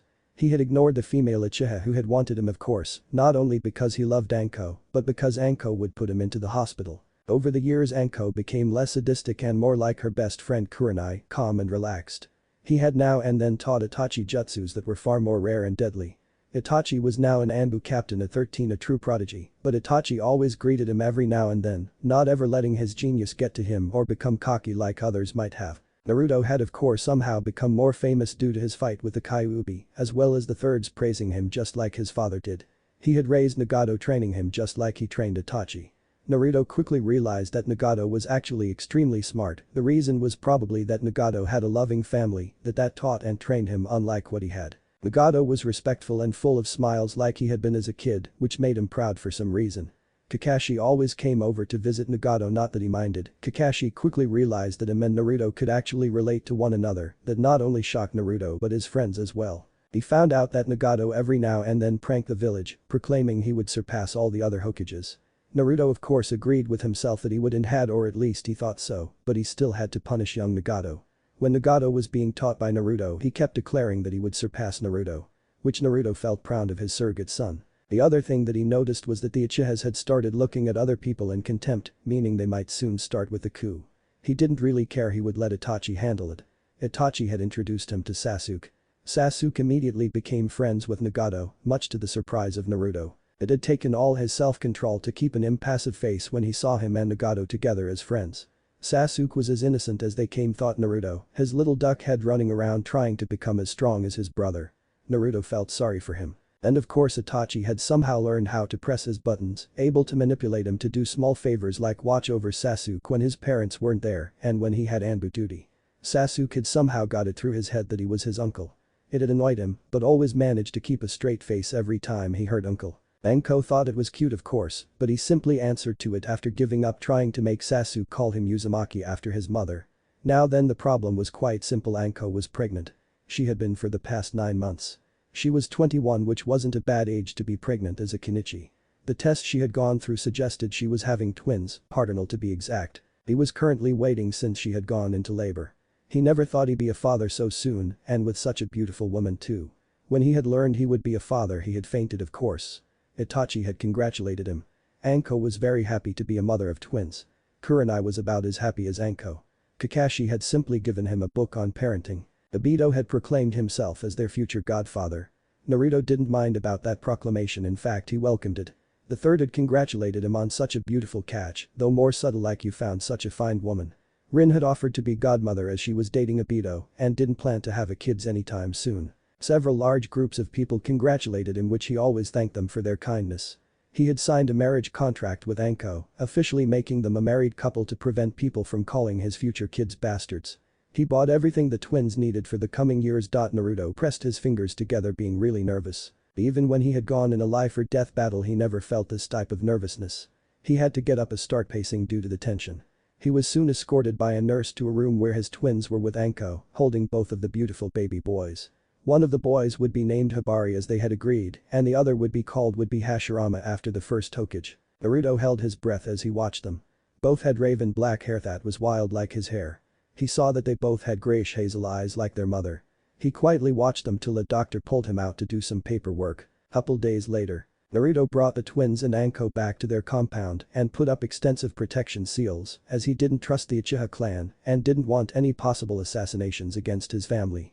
He had been living there for the past couple years to protect his family. The money wasn't a problem with all the missions he had done and had always used very little besides for food and weapons and whatever Nagato needed, meaning they were already set to be parents. Plus Anko's money was as much as his own. Soon Obito arrived, excited to see his godson along with Rin, who was just as excited but had more control to see her godson. Naruto quietly led them to the room he had prepared for the twins to sleep during the day. Hashirama and Hibari, whispered Obito, quietly watching them and practicing their names. Rin picked up Hibari and cooed at him. Naruto had then left to go see Anko, who was in their room sleeping, stroked her head as she slept, smiling and wondering, how did I end up with someone as good as her? He brought her breakfast in case she woke up and left to go make sure Obito didn't do anything stupid to his sons. What slightly worried him was Nagato was quiet around the twins. Naruto thought Nagato must be thinking that we would treat him differently due to the birth of the twins. I'll probably have to reassure him that it's not true. Sure enough, he came back into the room finding Obito making faces to trying to and make his son smile. But what surprised him that Nagato adopted Obito's behavior. This was a good and bad thing at the same time. Naruto calmly slapped Obito on the head to stop it. He was forced to ignore Obito's behavior as he heard a knock on the door. He left and went out to open it. Naruto opened it to find Itachi with a 5-year-old Sasuke standing there. He calmly let them in. Sasuke ran in trying to find his baby cousins as well as his best friend Nagato, which made him give a slight smile. That's what he had been calling them for a while now. Naruto looked at Itachi and remembered a favor he had asked Rin. He had asked her for something that would increase a person's immune system to prevent them from catching disease. He had done it after remembering Itachi had caught an illness as a missing nin. Itachi-kun, I have something for you, said Naruto through a straight face. Itachi nodded, waiting. With speed too fast for Itachi to match, Naruto drew the needle from his pouch and stabbed it at Itachi's arm. Itachi had a look of disbelief on his face at what happened and pulled him back quickly, going on defense. Relax Itachi-kun, it was just medicine, assured Naruto to get his paranoia away. Though, I'm disappointed you couldn't block such a slow attack, Naruto said in a tone of disappointment. What was it? Asked Itachi, compassing himself though seemed angry he was caught easily. It's a drug designed to make a person's immune system far stronger than an average shinobi's immune system, answered Naruto. You think I'm sick? Asked Itachi, a little offended. No, if you were we would all know about it. This is designed to prevent illness, he answered. Naruto watched as Itachi accepted his flimsy excuse like he had done ever since Naruto started teaching him. Naruto then quietly led him to where Sasuke and Nagato were staring at Hashirama and Hibari. He looked at Obito, who still seemed to be trying to make his twins laugh by turning his Sharingan off and on, saying, now I have red eyes, now I don't. When did he activate it? Thought Naruto. Rin was still cooing at the twins, who giggled in response. Itachi quietly examined the place before looking at the twins. Naruto heard another knock at the door to find Kurenai and Kakashi there, who came to see their twins. He then turned to find Anko frowning that she had missed all the socializing but quickly forgot about it as she saw the twins. That still made her blissful to have such beautiful twins with a caring husband. They are going to be special when they grow up, Anko announced with a smooth voice as she entered the room, apparently waking up from her sleep. She then walked over to give Naruto a kiss and said we were blessed to have such beautiful twins. And we were also blessed with being able to raise Nagato, Anko said with a smile. Yes, you are right, Anko, though I'm kinda jealous, said Kurenai's smooth voice with a smile on her lips. Sasuke and Nagato then quietly neared the twins, trying to make the twins laugh along with Obito. Naruto rubbed his head. He was getting a headache. He looked around and knew someone was missing. He was missing Guy, he realized. The big green ninja was always around to exclaim how youthful it was to have two sons. Maybe he was on a mission, thought Naruto. He went over and sat next to Anko. Soon Kurenai excused herself to go run some errands. Rin excused herself shortly afterward. Obito followed after her. Kakashi stayed a little bit longer to talk to Nagato. Itachi disappeared, leaving behind Sasuke and Nagato, both of whom were talking to the twins about how great it was to be a ninja. So do you think Sasuke will make a great cousin and Nagato a good brother? Naruto asked Anko quietly. She smiled. They do great. I think Sasuke's parents are gone and Itachi once again left him in our care again, he said, a little annoyed that Itachi actually managed to slip by him. Though Naruto didn't really mind at the same time because Nagato was best friends with Sasuke, so when Sasuke was left here by Itachi, Nagato always got excited that his best friend is sleeping over. Why Itachi trusts you so much I'll never know, said Anko calmly. Yes, he does, and I don't know either, answered Naruto. Maybe it's because you're the first person who taught him anything beside rules, suggested Anko. We'll never know, muttered Naruto. He looked back at the twins and watched as they both seemed to pay attention to Sasuke's and Nagato's speech about how ninjas can even control lightning.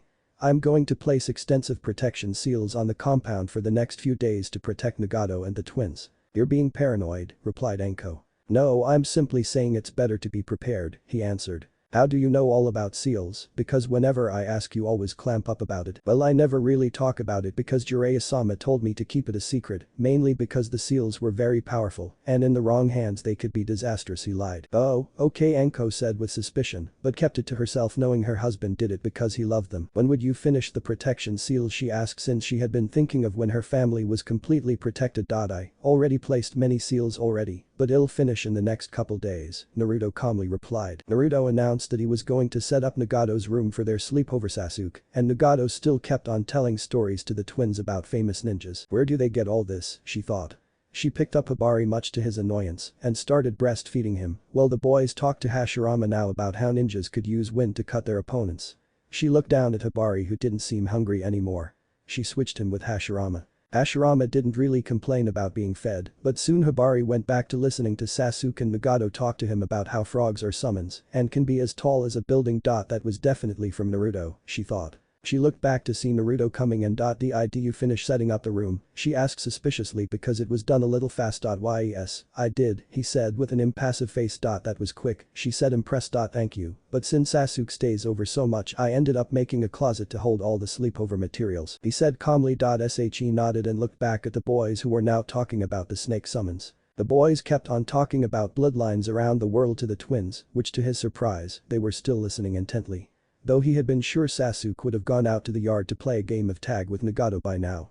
He was going to make Anko as comfortable as possible for the next couple weeks. I can cook if you want, he said with a warm smile on his face. No, and I don't really like how you make your food, because you would probably make ramen, she answered with a playful smirk. You do realize you just came out of the hospital, he added. I'm also a trained shinobi, she replied. I guess kunoichis heal faster than the average mothers, said Naruto. I was healed on the second day. I was simply tired, needing to recuperate, she answered. I thought it was because of the twins, he said, a bit surprised. Her eyes glared at him before their intensity lowered and softened. Well, the medical nin healed me very fast, in case you didn't know, she explained. Okay, I'll watch the kids while you cook, he said before leaving. Naruto stepped back into the living room to find the boys now describing the Hyuga bloodline to the twins.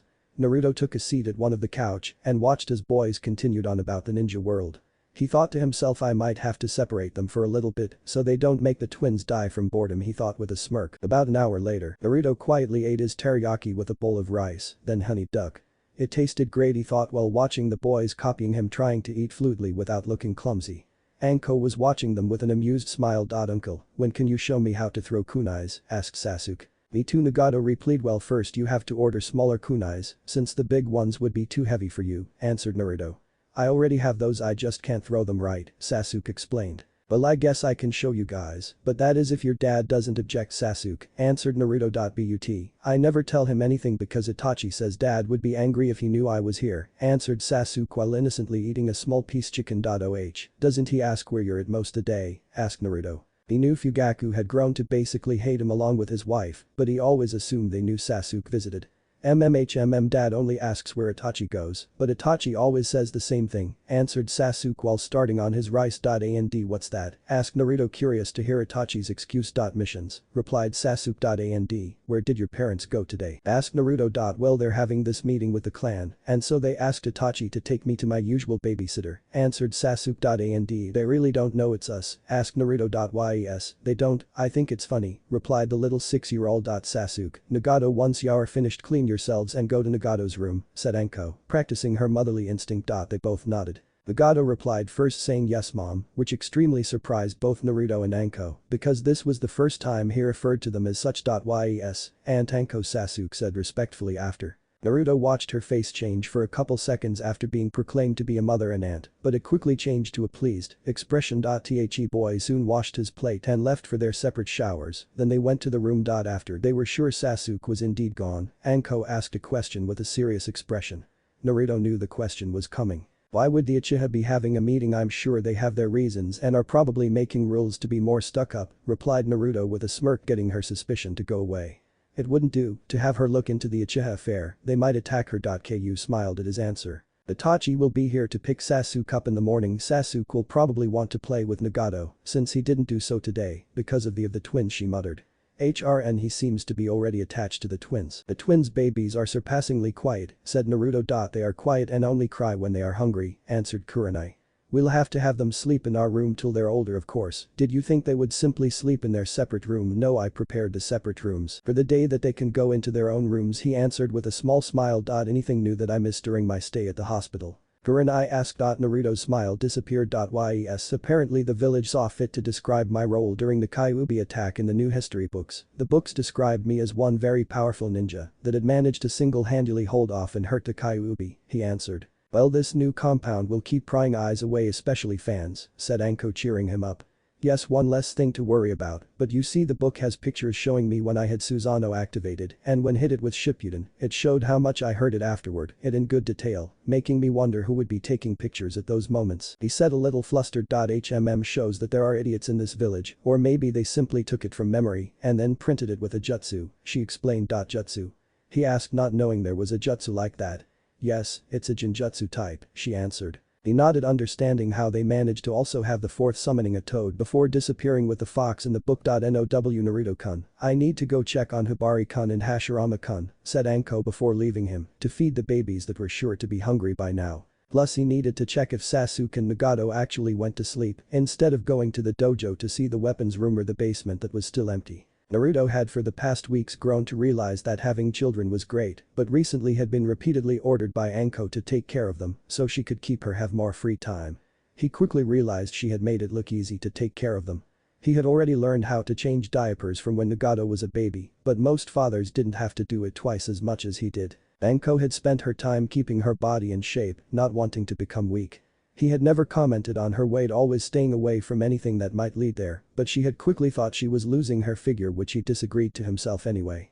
The dojo and the large backyard was a great place for her to train, as she never stayed away from the twins too long either way. She had left once with Kurenai to train at training fields out around the forest and came back complaining she had been too worried about Hashirama and Hibari to train, and since then used the dojo or backyard that had some trees, just any other training field. Naruto had then had to constantly watch Sasuke, who was constantly dropped off by Itachi, who kept managing to slip away without him noticing.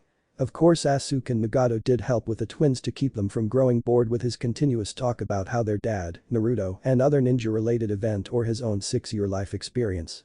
He ended up showing them how to throw kunais. Naruto did go on missions every now, but had recently remembered to cause the kidnapping of Hinata that was going to happen. The day scheduled for the alliance was close, only 8 days away.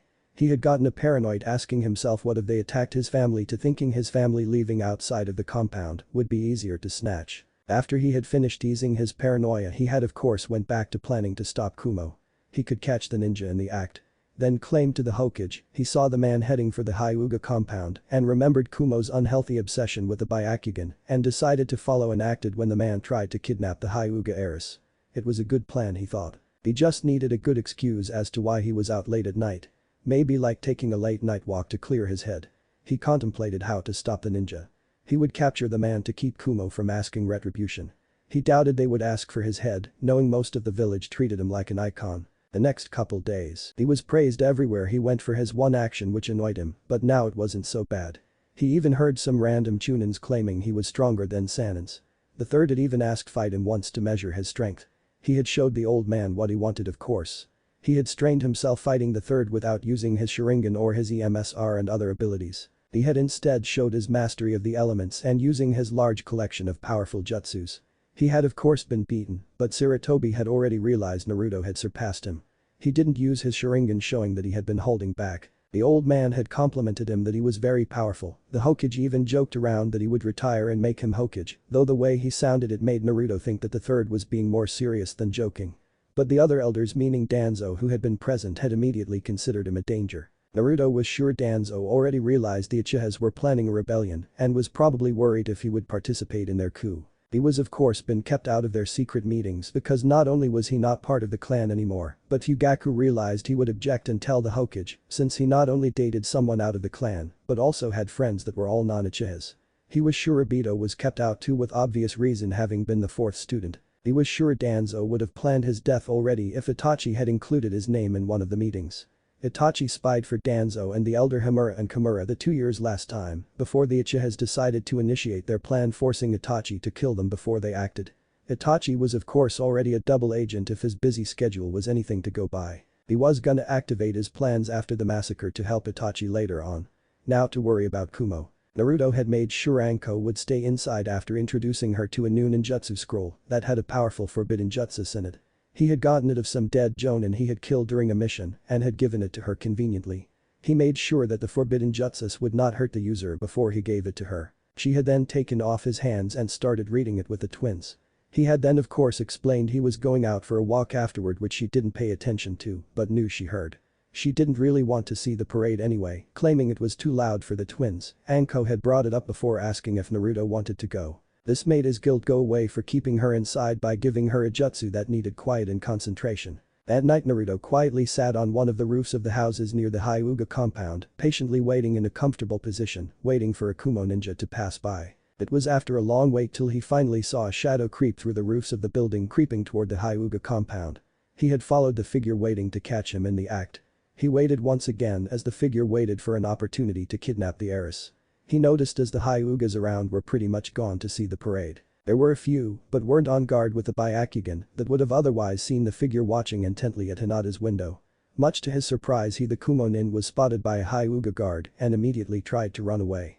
Naruto then appeared in front of the nin. The nin quickly ran, hoping to outrun him.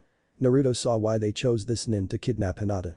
It was because said ninja was actually moving pretty fast. Unfortunately, Naruto was just simply faster and Naruto knocked the man unconscious. He poisoned the man at the same time by sticking him with a needle when he hit him. The poison was a paralyzing agent. Soon afterward, the entire Hyuga's clan had arrived after feeling his chakra flare calling for them.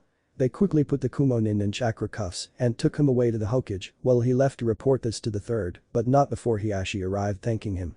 He quickly left, not really wanting to involve himself any more than he had to. It surprised him that Niji wouldn't have grown up without a father even if he did not act. The third took a large puff from his pipe after hearing Naruto report what had happened. He seemed really troubled, thought Naruto, who waited for a reply. It was very fortunate that you waited for the man to trespass on the compound before you acted, but I'm glad you didn't kill the culprit, otherwise it would have become very complicated had you killed a man with immunity in our village, said the third in a tired voice. Hi Naruto, I'm sure this goes without saying, I'm sure they will try something to save face after this, the Hokage warned. What do you suppose they will do, asked Naruto. They can't do anything against you, but A will most likely claim the man had acted on his own to save face from his people and execute the ninja, replied Sarutobi. You're giving him back to them, Naruto asked. Yes. Unfortunately, his village will no doubt demand him back to punish him with their own law, and if we punished him with our laws they might try something, the old man answered. Thank you Hokage-sama, if that is all I need to go back to my wife, I've been gone too long, said Naruto. "Oh, of course you can go, now that I'm done explaining the situation," said Sarutobi with a smile. Naruto nodded and sunshined out of there. Naruto arrived at his compound and entered to find his wife still reading the scroll with intense concentration. He should keep what he did to himself to keep her from losing focus on learning it. He quickly changed and showered and went to bed, falling asleep after being nervous that he might mess it up, but it went quite well. The next morning, Anko was glaring at him when he awoke and Kurenai was behind watching calmly. "Anko-chan, what's wrong?" he asked, trying to feign innocent. "Why didn't you tell me?" she said in a cold growling tone. "Well, you were concentrating on that scroll I gave you that I didn't want to hinder your progress," he answered. "And when were you going to let me know?" she replied, angry. "I was going to tell you as soon as I woke up, I swear, but it seems Kurenai here is an early bird," he answered. She seemed to have calmed down. Naruto, seeing an opportunity to change subject, took it. "So did you understand the jutsu?" he asked. "Yes, what jutsu?" asked Kurenai, interrupting. "A forbidden jutsu," Naruto answered. Kurenai quickly lost interest. "So what happened so far, Kurenai?" he asked, since she was the one who brought the news. "Well, you have the Hyuga clan's gratitude," and Kumo's finally sent their reply, claiming the ninja had acted his own and demanded him back to be tried by their law for acting on his own and calling off the alliance, explained Kurenai. "Well, we won't be partnering up with them anytime soon," Naruto muttered. "And how did you get involved?" asked Anko. "Well, I was sitting on a random roof when I saw the Kumo's representative heading toward the Hyuga compound and I followed him," answered Naruto. "Why, oh, you just followed him?" asked Anko, not believing him. "Well, we all know about Kumo's unhealthy obsession with the Byakugan, and I followed," answered Naruto, again adding a little support to his lie. Anko seemed to believe him. "Well, next time don't put yourself in danger like that," she said before turning to leave with Kurenai following behind. Ichi was never really in danger, but it warmed his heart every time she showed her concern that he could have gotten hurt. He quickly got up and changed to go face his ever-growing fame. He was sure the village would once again boast about how great he was. He never let it get to his head, but it always felt nice to have attention. He of course would be staying out of sight for the next month or so. Of course, with him around, people don't notice the other Uchihas, which makes them angry. Fueling their cause to attempt the Captatno, he had to go back to helping raise his twins, who could now be heard crying. About a year later, Naruto was in deep thought, sitting quietly under a tree. He listened to the birds and wind, trying to decide the course of action that would change everything. He was considering something that would ruin his family if he did it, but he decided against it. He owed it to Sasuke to at least consider it, he thought. He didn't really want to stand by, watch and see Itachi become a criminal. He didn't want his twins and Nagato to have a life as an outcast either, plus he loved his wife way too much. If Itachi went through with the massacre, Sasuke would become obsessed with revenge, something he couldn't let happen, otherwise he would only let Sasuke run to Madara. He had the idea of taking Sasuke in and then become his and Nagato's sensei when they became genin, so he could lead him down the right path. Of course, he would also instigate a plan to relieve Itachi of his crimes later on. The village would his story due to the fact he was a living legend to them, though I don't think they will ever welcome him back, he thought. He had grown up without a family, hated by the village for something unknown to him for most of his life when he had been a kid. So as a loving father, he could not let that happen to his children.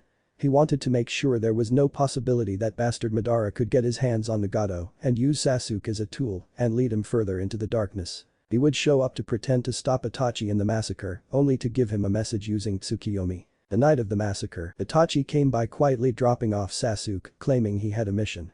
Before he left, he asked Naruto, "Can you take good care of Sasuke for me?" Naruto then replied calmly, "Very well," and then turned to Sasuke and said, "Sasuke, behave and listen to Uncle Naruto and Aunt Anko," which was odd of him to do because he always left without saying anything before. But those actions, Naruto knew exactly what he was thinking and exactly what he was about to do. After Itachi left, he quietly excused himself from his family and told them that he needed to take a walk. He steeled himself from feeling that he needed to take Itachi's place in this action. He calmly made his way over to the Uchiha compound, waiting for the massacre to be over, with watching Itachi the whole time feeling extremely guilty. Itachi slowly drew his blade and smiled at them. The Uchihas that had been watching quickly drew their weapons, sensing his attention. Soon Itachi killed every single one with swift precision. He had killed every Uchiha as ruthlessly he as could. A young Uchiha woman cried as Itachi stabbed her stomach. He kicked her head to end her life. He saw her skull collapse under the force. Itachi kept closing his emotions, that was probably making Madara grin. He felt guilty for letting Itachi kill them, though even more guilty for the feeling of letting Itachi go down this path, but treason against the village is death, and if they did attempt the coup, it would have started another great ninja war that would lead to so much more death and misery. There was also Orochimaru. Should that man get the Sharingan, he could only imagine how dangerous he could become, especially after seeing Kabuto use Itachi's dead body for his impure resurrection, which had really pushed him to his limits, but he could only imagine how much worse that Orochimaru could be than Kabuto. Pushing his thought away, he moved back his attention to the Uchihas. Naruto watched as Itachi killed the children without mercy. He really didn't want to see a kid that he could have called his son do these wretched things. He wanted to throw up with just the sight of Itachi killing the children. He didn't know how Itachi managed it. He closed off his emotions and continued to kill the Uchihas that were left. Itachi ran into Fugaku and looked at his father Fugaku, who glared at him with the utmost hate. Naruto could feel the hatred flowing out the man at Itachi. The man ran towards Itachi surprisingly fast. He dodged and spun with his blade and hand, cutting Fugaku's head off, killing him instantly. Itachi smiled at this. Naruto had always wanted to watch the prick die, but not that way, not at the cost of Itachi's life being ruined. He quietly looked at what Itachi had done and saw some legs and arms lying around with the occasional body part that had been cut off by Itachi's sword. Blood was everywhere, which made Naruto become extremely guilty that he didn't save them. Naruto patiently waited while drawing in natural energy, waiting for all of the Uchihas to be dead in the compound, and as soon as he could sense that all the Uchihas were dead in the compound, snapped his eyes open to reveal his EMSR. Naruto made his way to confront Itachi, but unfortunately Kakashi arrived before he did, which was something that he didn't plan on. He ran toward Itachi and Kakashi, suppressing his chakra, completely waiting to see what happened between them. He only needed a couple seconds to give Itachi the message. He could feel Madara eyes on him. Apparently Madara was spying again today. Naruto glared at the madman menacingly, having a look of pure unadulterated rage, which Naruto could have sworn made Madara flinch. He knew that Madara saw his eyes, which would probably be harder to protect my family, Naruto thought. He turned to watch Itachi and Kakashi's fight, and he noticed that Kakashi had the Sharingan in his left eye, which made him wonder how he got it. "Ah, Kakashi-sama, it seems you showed up a bit too late to see the fun I was having. I had thought I had another dozen seconds left before I expected anyone," Itachi said, walking out of his shadow and examining Kakashi's left eye. Kakashi looked at Itachi with disgust, then anger as he realized what Itachi just said, but answered anyway. "I was in the neighborhood," Kakashi replied with a Sharingan spinning wildly on his left eye. "Why did you do such a thing, to kill even the women and the children?" Kakashi asked Itachi. "To become strong I must cut off all ties. Those with petty emotion are weak. To obtain what I desire I must cut off all ties, even if I have to kill the innocent. But it seems I might not be able to win now that the Hokage is near." But that Kakashi went through the necessary hand seals to do his signature move Chidori and ran towards Itachi without thinking. When he was about a foot away, Itachi had activated his Mangekyou Sharingan and whispered Tsukiyomi, putting Kakashi in the ultimate illusion. Kakashi appeared in a plain of endless grass. The moon was out but was blood red, which quickly caused him to try and break the illusion. "It won't work," said Itachi, appearing out of nowhere. Kakashi's Sharingan eye spun madly at him, confused and angry. "Time and space is under my control here, even the matter of this plane," informed Itachi and held his hand out in the air, where a sword materialized before him. "You should have stayed at home," Itachi said, and had chains appear tying Kakashi down, and slowly lifted his sword toward Kakashi and started the torture. Couple seconds later, Naruto heard Kakashi scream as he dropped to the ground in front of Itachi. "Now I need to give Itachi the massage." With that thought he appeared in front of Itachi, his EMSR blazing, and said Tsukiyomi, which instantly put Itachi into an illusion. Itachi said to Naruto, "It won't hold me here, now that I have the Mangekyou Sharingan." Itachi tried to dispel it, realizing he could not do it, and instantly asked, "How can I not dispel it?" Naruto replied calmly, "Because I have the EMSR." "Well, you only have the Mangekyou Sharingan," he continued to say. "I did not cast this to torture you. I cast it to give you a message." Itachi was surprised to hear this and nodded in understanding. Naruto said, "The message is that I know the truth about the massacre, and I regret not taking your part in this massacre. But I want to let you know, after all these years, I think of you as much my son as the twins, Nagato and Sasuke, and because of that I wanted to tell you for the first and last time, I will always love you, my son. Now leave this village at once because you only have seconds to escape." Ending that speech with a face full of regret, Itachi responded by letting a few tears out while saying, "Thank you. I'm glad I get to call you father because you were the only one who actually cared about me, not my talent.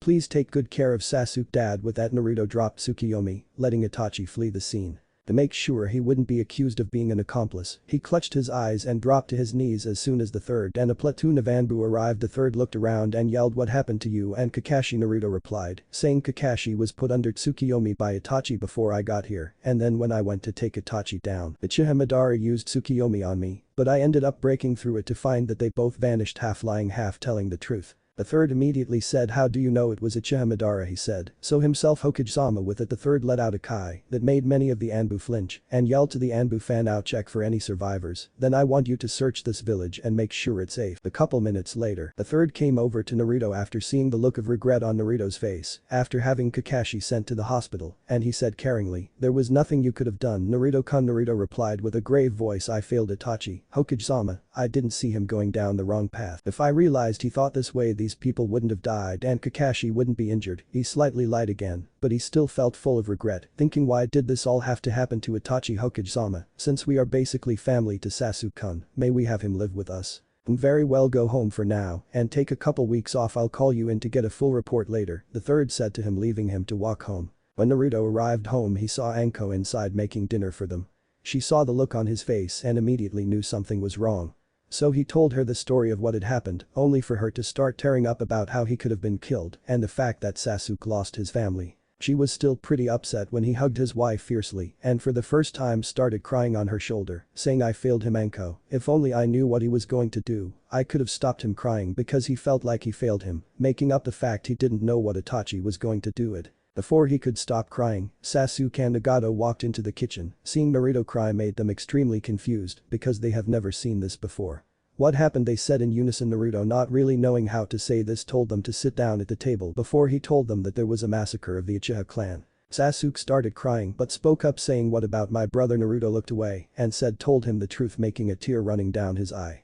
This made Sasuke fall to the ground crying and he couldn't stop crying, yelling he lost everything that was precious to him. Naruto calmly got off the chair along with Anko and they both hugged him, saying, "It's alright, you still have us, we love you, Sasuke-kun," they assured him. They stayed that way holding him for a good 10 minutes. The whole time Nagato was stunned. He had never seen his dad and best friend ever cry before, but he eventually went to hug his parents and best friend. Naruto and Anko eventually got Nagato and Sasuke to go to bed. Then Anko asked what's gonna happen with Sasuke. Naruto replied, "We are the closest thing to family he has, so he will stay here to have a normal family life." Anko only nodded, saying, "He is our family now and he will be loved and protected as such." Shortly after, she headed for bed, which he followed a little bit later. 5 years later, Sasuke stood in one of the Uchiha training ground with Nagato while two pairs of grayish hazel eyes watched them. He had his Sharingan activated, looking back at his two little surrogate brothers, Hashirama and Hibari. They were both quiet and observant, something he wished he had when he had been their age. He noticed how their eyes would turn to look at where his and Nagato's head would move to before their heads moved there. It was uncommon to have this much talent without their Dijutsu activated. Naruto had said this proudly. Naruto had asked him and Nagato to help train his two 6-year-old brothers when Naruto had missions. He didn't mind, but to know that they had already activated their Dijutsu at their age was unnerving. They both had the Rinnegan surrounding the regular Sharingan just like Naruto. See my profile picture to know what it looks like. He calmly walked in the center of the clearing and started showing them the katas and taijutsus for those who wielded the Sharingan for the main Uchiha family. Since the clan was non-existent, he decided to teach them the taijutsu for now. "Have your eyes activated to memorize the katas," he ordered. Two black heads nodded. Another thing that worried him was their reserve. They could keep their eyes active as long as he could, meaning their reserve was big or just as big as his. He loved his little cousins, but every time they did something that would have taken hours for him to master it, they could do it in mere seconds, which annoyed him. Now he understood how other students felt in his academy class. The teachers had always praised him as a genius, but it always had referred to his brother as a prodigy. He now understood the difference between him and his brother. He wanted to one day kill his brother to revenge his clan. The only goal was to kill his brother who slaughtered his clan and beat the reason why he massacred the clan out of him. He hated the man, but Naruto had hinted there may have been a reason why the clan was wiped out. Sasuke personally didn't have much attachment to the clan since as a child he had spent most of his time visiting his aunt and uncle and his best friend Nagato, who he now lives with, and recently he called them mother and father because they loved him as much as his cousins. It did upset him though that the clan he was from was very weak to have been wiped out by only his brother. Sasuke looked back at his cousins to see Hashirama's and Hibari's eyes watching him. He already noticed his little brothers could both look like a little brother of his, only much more serious and calmer than him. He showed them the katas and made them do it to see if they had it down without any mistakes. "I want you two to attack me and Nagato with what you just learned," he ordered. Sasuke dodged a small fist that would have hurt him had it connected. Hibari didn't seem fazed that he had missed and had instead kicked faster than any 6-year-old should. Sasuke blocked it with his hand though it stung. He let go when Hashirama took that opening to attack, switching partners. Soon they were combining attacks against him and Nagato. Sasuke was amazed again at their strength. He and Nagato were barely keeping up with them. Sasuke and Nagato both stopped when he noticed Naruto standing at the sideline watching them silently. The twins stopped as well and ran up to hug their father. Oda-san. They all said in unison. Hello Hibari-kun, Hashirama-kun, Nagato-kun, Sasuke-kun, Naruto said, picking up the twins, getting them both to give a big grin. Sasuke and Nagato both walked over to Naruto, wanting to know why their father was here earlier than usual. Sasuke and Nagato, you're both late for your team assignment, said Naruto said with a small smile. Naruto had found that over the couple years of Sasuke living with him, Nagato's liveliness rubbed off on Sasuke, making him more of an outgoing person. Naruto grabbed Sasuke's and Nagato's hands while holding the twins and Hiroshined home to drop them off. Anko was there waiting for them. Before she could berate them on why they were late, they ran out of the compound toward the academy as fast as they could, trying to beat each other there.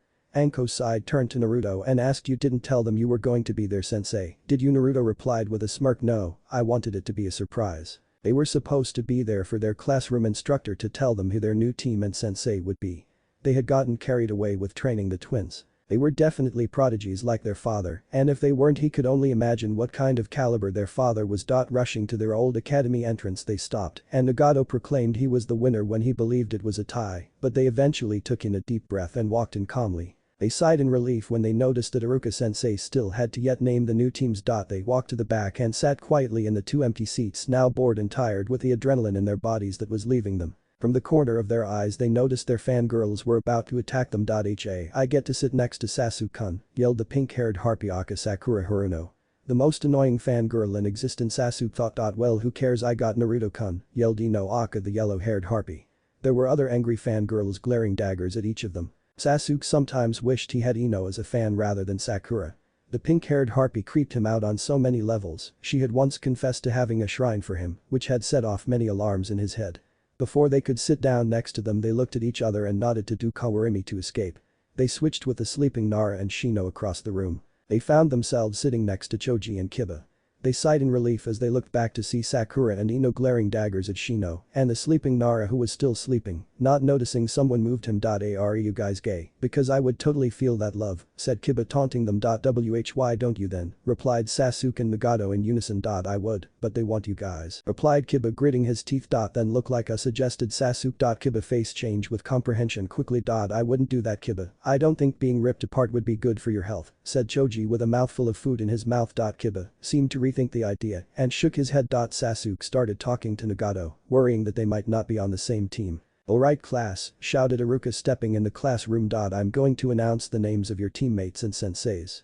You will wait here until your sensei comes to get you. Iruka finished. Team 1 main, the other teams. Team 7 Inyazuka Kiba, Hyuga Hinata, Shino Abiram, your sensei is Kakashi Haddock. Team 8 Sasuke Uchiha, Nagato Uzumaki, Ino Yamanaka, your sensei is Naruto Uchiha. Team 9 Nara Shikamaru, Akamichi Choji, Sakura Haruno, your sensei is Saratobi Asuma. Sasuke and Nagato were shocked and extremely happy that they got their father as their sensei. Sasuke was relieved that he wouldn't be spending his time with the pink harpy. He imagined it would have driven him away from the village. Though Nagato wasn't so lucky. They kept quite waiting for their father to come and get them. Couple months later, Sasuke stood at a small bridge with Nagato and Ino waiting for Naruto. He was thinking back onto the last couple months with his genin team. Naruto had put them through hell and back when it came to training, which made them each a lot stronger. Naruto had taught them each different types of jutsus that complemented their fight styles. He taught Nagato the Flying Thunder God technique as well as Rasengan, which made Sasuke think whether or not Nagato was related to the fourth Hokage. He taught Sasuke the body flicker technique as well as Kakashi's Yadori. He taught Ino how to concentrate chakra into her fists to channel it out into her punch, making it very devastating. He was abruptly shaken from his thoughts when Naruto appeared behind them and started talking to them, which instantly startled them. Making Naruto reply smirking, if I had been the enemy you would have been killed, which made the genins yell, sensei, you used the Flying Thunder God technique, there is no way we could notice you before you arrived. This made Naruto give a slight smile. Before Naruto could say what was going to happen, the genins asked, so do we have any mission, sensei? Well team, we don't have any mission since the Chunin exam is going to start tomorrow, explained Naruto. Sasuke was cheering on the inside because it was one more step towards his goal. He and Nagato already knew, luckily thanks to their mother, but when she said it she looked really scary, which only happened during the Chunin exams. Their mother had thought Naruto might just toss them in there and had warned them. Sasuke and Nagato looked toward Ino to see if she knew it too, which it looked like she did. Well, here are the papers to enter if you want to be a Chunin, said Naruto. With an impassive face Sasuke took the slip followed by Ino and Nagato. Well, be there tomorrow if you want to enter," informed Naruto before disappearing in a flash of black light, leaving them alone. Sasuke and Nagato looked at Ino when she said, "I'll see you two tomorrow," before walking off home. Nagato and him promised to train the twins if they weren't busy. Thinking of his little brothers sometimes confused him. They should have at least already be genins if they entered the academy, but his mom had been adamant about putting them in the academy so young. So they were going to start the academy at their 8th birthdays. Reaching their compound, they entered to see their mom training the two. Hashirama was currently running at her mom with impressive speed with a kunai in his small hands. The Bari was trying to climb a tree. Sasuke and Nagato entered and they went to doing chakra control since their little brothers were already training. "Hello boys," he heard their aunt say. "Hello mom," they replied, then looking back to see she wasn't sparring anymore. They moved their gaze to the twins to see them giving them a small wave, or at least Hashirama was waving. The Bari only nodded. "Hello Hashirama-kun, Hibari-kun," they greeted. "Sasuke, Nagato, can you guys take my place? I have some things to do," asked their mom. They nodded agreeing. Their mom disappeared as soon as they agreed. Their mom must be busy as a Jounin proctor. He looked to his little brother and smirked, making them smirk back. Nagato, not having any small jutsus, excused himself to work on chakra control. "Which jutsu?" he asked.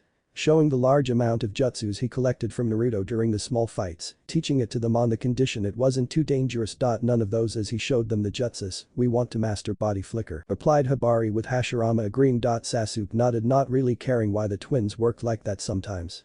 Then again, body flicker is one of the most effective jutsus around that had saved countless lives. "Before. You'll need to have perfect chakra control to master it," replied Sasuke, informing them. "How? This was Hashirama. To reach that level of perfection, I don't know how, but Naruto showed me the water walking that works chakra control better than the tree climbing," informed Sasuke. The two siblings nodded. The next day, Sasuke and Nagato made their way inside the building for the Chunin exam. They found Ino anxiously waiting for them to arrive. "Hello guys," greeted Ino. He nodded, acknowledging he heard her. Nagato simply smiled and went up the stairs where the real test was being held. Sasuke followed them, stopping to look, then ignoring the small fight that had started with the guards under the illusion and the genin faking being weak. He noticed his teammates had already entered the second floor and followed. He entered to a large room that connected with the entrance to the exam room. His teammates were already there on the other side. He guessed they must have moved there when he lost sight of them when they had entered first. "Why kids," said Naruto, standing at the side of the entrance with the two slips for the Chunin exam. Sasuke took the slip out and handed it to Naruto, who signaled Nagato and Ino that they could enter the door. Sasuke realized they had waited for him and that they couldn't take the test without all three members. Naruto disappeared with Hiroshine like usual. He looked to the otherwise to see his team had already entered without him. Whenever they got excited they would become impatient. He continued to walk only to stop because a genin in green spandex with mega eyebrows screamed for him to stop. Turning back, he examines the odd haircut but pushed it away, not wasting thoughts on the genin style, except for the fact of how big his eyebrows were. Behind the green boy was a Hyuga who was watching him, taking in every detail. "Yes," he replied, wanting to know why the kid screamed his name when he didn't know him, though for a second his heart stopped, thinking it was Sakura who yelled at first. "I'm here to challenge you to prove handwork can overcome a prodigy like you and my teammate here," announced the boy in green spandex with the top of his lung. "Your name?" Sasuke asks. "Rock Lee," and Hyuga Niji, answered Lee, introducing himself and his friend. Feeling like talking a bit, he decided to explain why Lee was wrong in challenging him. "Well Lee, I'm not a prodigy," he answered, hurting his own pride a little, but there was no way he was going to claim being something he wasn't. "What do you mean you're not? You were the rookie of the year, right?" asked Lee, now confused. Sasuke nodded. "Then you're the genius I want to challenge," yelled Lee again. "A prodigy is someone like my father who, at 13, beat a legendary Sannin. At 16 he single-handedly fought the Kyuubi, holding it off long enough to let the fourth seal it away," explained Sasuke. "That's amazing, his flames of youth must be bursting," yelled Lee with the Hyuga, who looked thoughtful with his explanation. "If you excuse me, I need to join my team," he said calmly and went up to the exam room. Entering the exam room he saw that it was definitely big. The room was filled with a lot genins. He ignored glares that were thrown his way and found his team. Making his way to them, he sat down to an empty seat next to them. He looked at the time and found there was still plenty of time before the test began.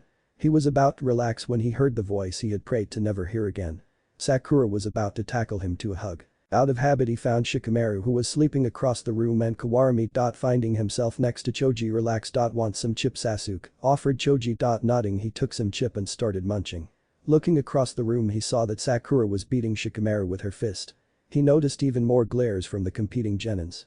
He especially noticed a glare from a group of sand genins. Remembering there were genins from other villages, he made a mental note to watch out for them. Hey, that was quite impressive, but you shouldn't draw attention to yourself, said a silver-haired genin walking toward him. He nodded, not really feeling like talking to this person. I'm Kabuto. Kabuto insisted on continuing. Sasuke replied, introducing himself. I've been through the Chunin exam before, Kabuto informed, trying to get his interest. Sasuke didn't really want to know anything about it, he rather see the surprise. That's good for you, Sasuke replied. How many times did you fail? Asked Choji from the side, curious about Kabuto. 4 times, Kabuto replied. Wow, you must really suck, said Choji through a mouthful of his chicken-flavored chicken. No, it's actually because the test is really hard, Kabuto said with a smile. Good luck I guess, said Choji, before walking off to Sakura and Shikamaru. Kabuto turned to talk to Sasuke to only see him already leaving. Damn, he thought he was supposed to analyze the Uchiha for Orochimaru. Near the Forest of Death, Naruto stepped in the Forest of Death under disguise as a genin from the Rain Village. The genin was one of the 2 Naruto had already known would pass the first phase of the test, so he chose one of them. Naruto was going to wait there until the second part of the Chunin exam begins. At first Naruto had been worried Orochimaru would go after Hashirama and Hibari, but had relaxed because he asked the third to take care of them till he got back from his errands. Naruto waited sitting down on a large tree trunk, watching the interesting creatures in the forest. He just had to wait now to see how Orochimaru would try and manipulate his son Sasuke now. Back at the test room, Sasuke sat next to Nagato, who sat next to Ino, waiting for the test to begin. Sakura almost had you there, said Nagato through an amused tone. She's gotten annoying, he replied, his hand twitching toward his kunai. Sasuke, you should at least talk to her, let her know you're not interested, said Ino, trying to be a diplomatic. Already tried, she believes I just don't know I love her yet and am playing hard to get, he answered. I think she needs to go a shrink, said Nagato. I think she's pathetic, even though she was once my friend, said Ino with a smirk playing on her face. I second that, said Nagato. Nagato, remember when you first learned the Fly Thunder God technique and we majorly pissed her off because we kept appearing, flicking her forehead and disappearing right after to reappear to do it again? Sasuke replied. Yeah, that was absolutely hilarious, Ino, you should have seen the look on her face, I wish I had a picture, Nagato replied, laughing. Ino just replied with a giggly smile, the poor girl will get killed as soon as things start getting physical, said Ino. Why are you so rough against her anyway? Asked Nagato. She claims Sasuke was better than you, replied Ino. I am, added Sasuke smirking. It's always been a tie, except that time when I tripped, replied Nagato in a brotherly way of arguing. Well, someone had to make you trip, answered Sasuke with a smile. He didn't think much of it when he had eaten the banana and threw it randomly before the spar, but it had changed the outcome of the fight, though it could have been a sign he was meant to win that fight either way. Anyway, she's going to get pummeled if she doesn't start taking things seriously, said Ino, changing the subject. I remember you being like that, said Sasuke. I was never that crazy, answered Ino. But you didn't take training as seriously either until sensei called you weak and undeserving of one of his sons, replied Sasuke. Why is this first test going to be a written exam? Asked Nagato, looking a bit nervous and changing the subject. You fill out the answers you do know, and I'll check it afterward to fill out what you don't know, said Ino, meaning she would take control of his body with her bloodline. Nagato nodded, feeling a bit relieved, because even though he was smart, he always clamped up on a written test. Sasuke didn't really care. He overheard from his uncle Obito that this first phase was a farce during his conversation with Naruto. After the test, the instructor finally arrived with a big bang. When the smoke they saw their mother, she had a crazed look on her face which scared them, and she then led the genins over to the Forest of Death. Sasuke stood with Nagato and Ino looking at the Forest of Death, or the entrance at least. Okay maggots, I'm Uzumaki Anko, I will tell you the rules. Okay, here's the rule, you get 1 scroll per team. The scroll will either be earth or heaven, you have to have both by the time you reach the tower in the center of the forest. You cannot open it until you reach there, said their mom that was wearing a fishnet underneath her jacket showing her assets. This made Sasuke and Nagato cringe seeing their mom like that. After you sign your names, so that we don't get blamed for death or injuries, said Anko with a cruel smirk. Nagato and Sasuke both sweat dropped, thinking who knew mom could be so sadistic. Then, as soon as Anko saw her 2 sons, she gave them a worried glance. Sasuke signed his name on the paper, followed Nagato and Ino. We're definitely going to pass this, yelled Kiba from the crowd of genins. Sasuke didn't know how that mutt passed the first test, but ignored it and waited for their mom to hand out the scrolls. They also got a note saying good luck, stay safe. Nagato was handed the scroll. They waited for the gates to open. Okay kiddies, good luck, and the time limit is 5 days, yelled Anko, and opened the gate to the forest. Teammate rushed ahead, putting distance between them and other teams. They didn't stop until they were at least 5 kilometers away. What's the plan? Asked Ino jumping from tree to tree. How about we find a team, kick their ass and get the scroll we need, said Nagato. Which is? Asked Sasuke. Nagato seemed to think for a second before replying. We need the earth scroll, replied Nagato. Why don't we wait and take team following us? Asked Ino looking behind them. Sometime later. Well, those rain none were weak, said Ino holding the washi scroll. I can't believe they gave up after seeing you, Sasuke, growled Nagato a bit upset. Why did they give up anyway? Because it's not like you're better than me, Nagato asked a little pissed off. This made Sasuke give Nagato a glare. I heard one of them muttering that an Uchiha slaughtered an entire clan, and another muttering that an Uchiha defeated a Sannin at 13 and took on the Kyuubi by himself at 16, answered Ino. That's our father and my brother, replied Sasuke. I think they thought power ran in your blood, said Nagato, looking at Sasuke. It does, just not me, answered Sasuke. No way, what about your 2 baby brothers, teased Ino. They're prodigies like my brother and our father, answered Sasuke. Really, I would like to see for myself, said Ino speeding up. I wouldn't want you to end up crippled, replied Sasuke and Nagato. Actually they challenged us once and won, said Nagato. When? Asked Ino. Remember that time I came to the meeting with a broken rib and ripped clothes, and Sasuke came with a broken hand with a black eye, asked Nagato. I always thought you guys went training and messed up a jutsu, voiced Ino. Well, it's embarrassing to admit I lost to 2 6-year-olds or 5 at the time, replied Nagato and Sasuke sighing. Why don't we take some more scrolls to reduce the number of competition later, suggested Ino, changing the subject to get them to pay attention to the exam. Then the past. I don't know, what about that guy watching us, asked Nagato looking at a bush. Sasuke quickly drew a kunai, quickly getting on defense and activating his Sharingan, 2 camo in each eye. Nagato sometimes knew when an enemy is watching them, no matter how good they were, even when Naruto completely hid his chakra. Ino drew a kunai to looking at the bush very insanely, trying to spot whoever it is. Ku cuckoo, I'm impressed, Nagato-kun, I didn't know you were this talented, said a grass nin. Thanks, it's nice for someone to actually appreciate my talent, but who are you? Asked Nagato. No one really, I just wanted to see how strong you are, said the grass nin, releasing a burst of kai. All3 felt the killing intent. Sasuke and Nagato pushed it away, ignoring their fear, a perk gained when training with Naruto. Only Naruto's kai made theirs want to hide in a hole and die. They noticed Ino pushed it off, to regaining their composure. Kukuku, you 3 are quite the team, said the man, laughing until he found a kunai flying past his face and hitting the tree behind him. The grass nin quickly moved away from the kunai before it exploded, blowing the tree it had pierced with it. I thought that would shut him up, yelled Ino, and drew more kunais with explosive tags tied to them. Sasuke and Nagato were already on Orochimaru, rushing him with kunais. Finishing a set of seals, Sasuke jumped, yelling water release bullet technique, sending multiple water bullets toward the grass nun, who dodged. Nagato threw 8 of his special kunais at the grass nun, who used his agile body to dodge the kunais, but this just made Nagato smirk because he activated the flying thunder god technique and slashed Orochimaru at least 100 times, only to find out it didn't even faze him. Running toward the grass nin after a surprised look, Nagato started a taijutsu fight.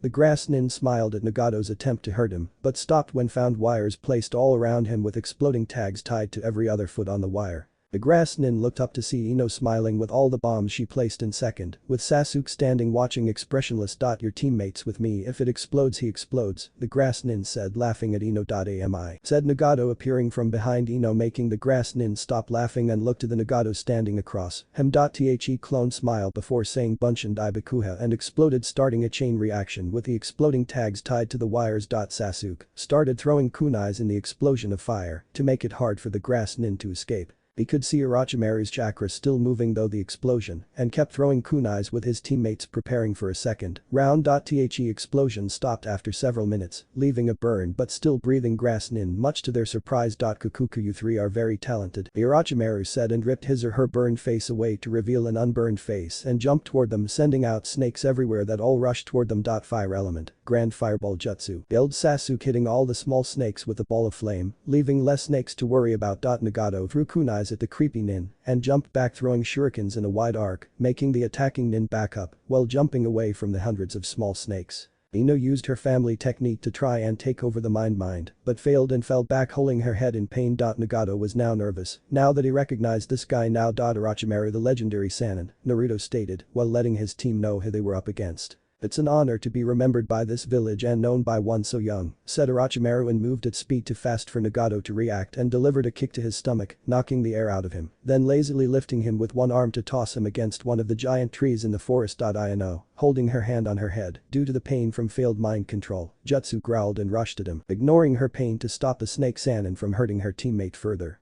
She didn't go far before he appeared in front of her and hit her with 3 soft blows that she knew were nerve point and a small prick in the shoulder. She instantly felt tired and slow. Ino couldn't keep moving anymore, her speed became pathetic, even the worse than an academy student. She saw Orochimaru draw a kunai and move his hand forward to stab he heart through. Sasuke rushed forward to stop the kunai from hitting his teammate. He kawaramied with Ino taking her place in an instant and her to his place. He moved dodging the kunai from cutting his heart and at the same time trying to hit Orochimaru with a kunai of his own. His kunai passed through empty air and found himself hit the ground several yards away from where he had appeared. He got up feeling intense pain in his stomach, his body hurting with any movement he made. I was probably poisoned at some point when he had been thrown, he thought. His eyes found the man he had already come to hate in the 2 minutes he known him. Orochimaru stood there smiling, mocking him and his teammate strength. Kukuku, you're very strong, Sasuke-kun, but nowhere near as strong as your brother, said Orochimaru, knowing it was a soft spot for the young Uchiha. Sasuke growled at being compared with his brother. He hated his brother and never really wanted to be compared to him. He hated it when people brought up his brother being stronger. Kukuku, I can give you the power to kill your brother, said Orochimaru with a laugh. I don't want it, he growled, now very angry. This person had already assumed what he hated most. I insist, said Orochimaru and had his head stretch out coming towards Sasuke. Sasuke tried to move his body, but found he couldn't, his whole body was hurting just standing. His eyes darted around seeing where his teammates were. He saw that Nagato was going through the same thing him going through. Ino seemed to have been completely paralyzed, unable to move, just looking with horror at what was happening. Sasuke yelled as he forced his body to jump out of the way. His whole body screamed in pain. His arm was burned, his leg felt as though it was broken. He was pretty sure he couldn't even feel his feet. His eyes hurt now from overusing the Sharingan. He looked up to see that Orochimaru's head had simply pulled back and started moving toward him again. He didn't know what the Sannin was planning, but he was sure it would hurt more if he got bit. He stared at the head nearing him slowly, deliberately showing him a message: see, I can do what I want because I can. He couldn't move anymore, his whole body was paralyzed, now he could only watch whatever the man was planning. Only 2 feet away, one Orochimaru said in a motionless tone that made Sasuke become instantly relieved and Orochimaru to stop and whip his head to see who had managed to appear behind him without him knowing. Naruto watched his sons get beaten. He wanted to appear at the best time. He saw Sasuke jump away from Orochimaru's first bite and was able to tell that it had caused him a lot of pain to move. He decided to intervene as Sasuke wouldn't be able to move a second time and no one else was near to help. Appearing behind Orochimaru was a good way to get the snake's attention, showing no matter how paranoid he was, someone would always be above him and be able to move without his notice. Orochimaru, he said in his lifeless and calm voice that echoed throughout the forest. Relief quickly turned to joy when Sasuke saw who had stopped Orochimaru. Sasuke could feel the difference. Orochimaru's aura and this man's. Orochimaru's aura was a feeling of calm and a feeling as though you were standing next to a knife that could cut you without touching it. His father's felt different, a feeling as though an ocean was before him with the world's biggest dam, keeping it from drowning him. He wasn't sure why one S-rank criminal was in Konoha and didn't really care, but he having to meet one in a day was even too much for him. Naruto told his team, stay still so I can deal with him without you guys getting hurt. Naruto then studied the rest of his team to find Nagato and Ino weren't any better than Sasuke. Naruto, it's an honor to meet a ninja of your caliber here, said Orochimaru through his silky voice that would make many shiver and keeping his full attention at this one, no longer as careless as he had been with others. Naruto kept quite simply thinking of every possible way to kill the man Aram Snake before him. Why are you here? You going to help me? Asked Orochimaru with a dangerous glint in his eye, almost hoping to hear yes. No, a father and a sensei must always protect his sons and students, answered Naruto in an exact tone that could chill you to the bone. It's pathetic though, said Naruto keeping his face impassive. What is? Asked Orochimaru while his eyes flickered around to find all possible openings to escape. The attempt to gain the Sharingan, said Naruto looking at Orochimaru as though he pitied him, yet he didn't show any emotions either. Orochimaru lost all thoughts of escaping and charged at the other wanted criminal. Naruto, knowing how sensitive Orochimaru was about getting the Sharingan, expected him to charge at him or attack in other ways, creative ways, but a straightforward charge was good too.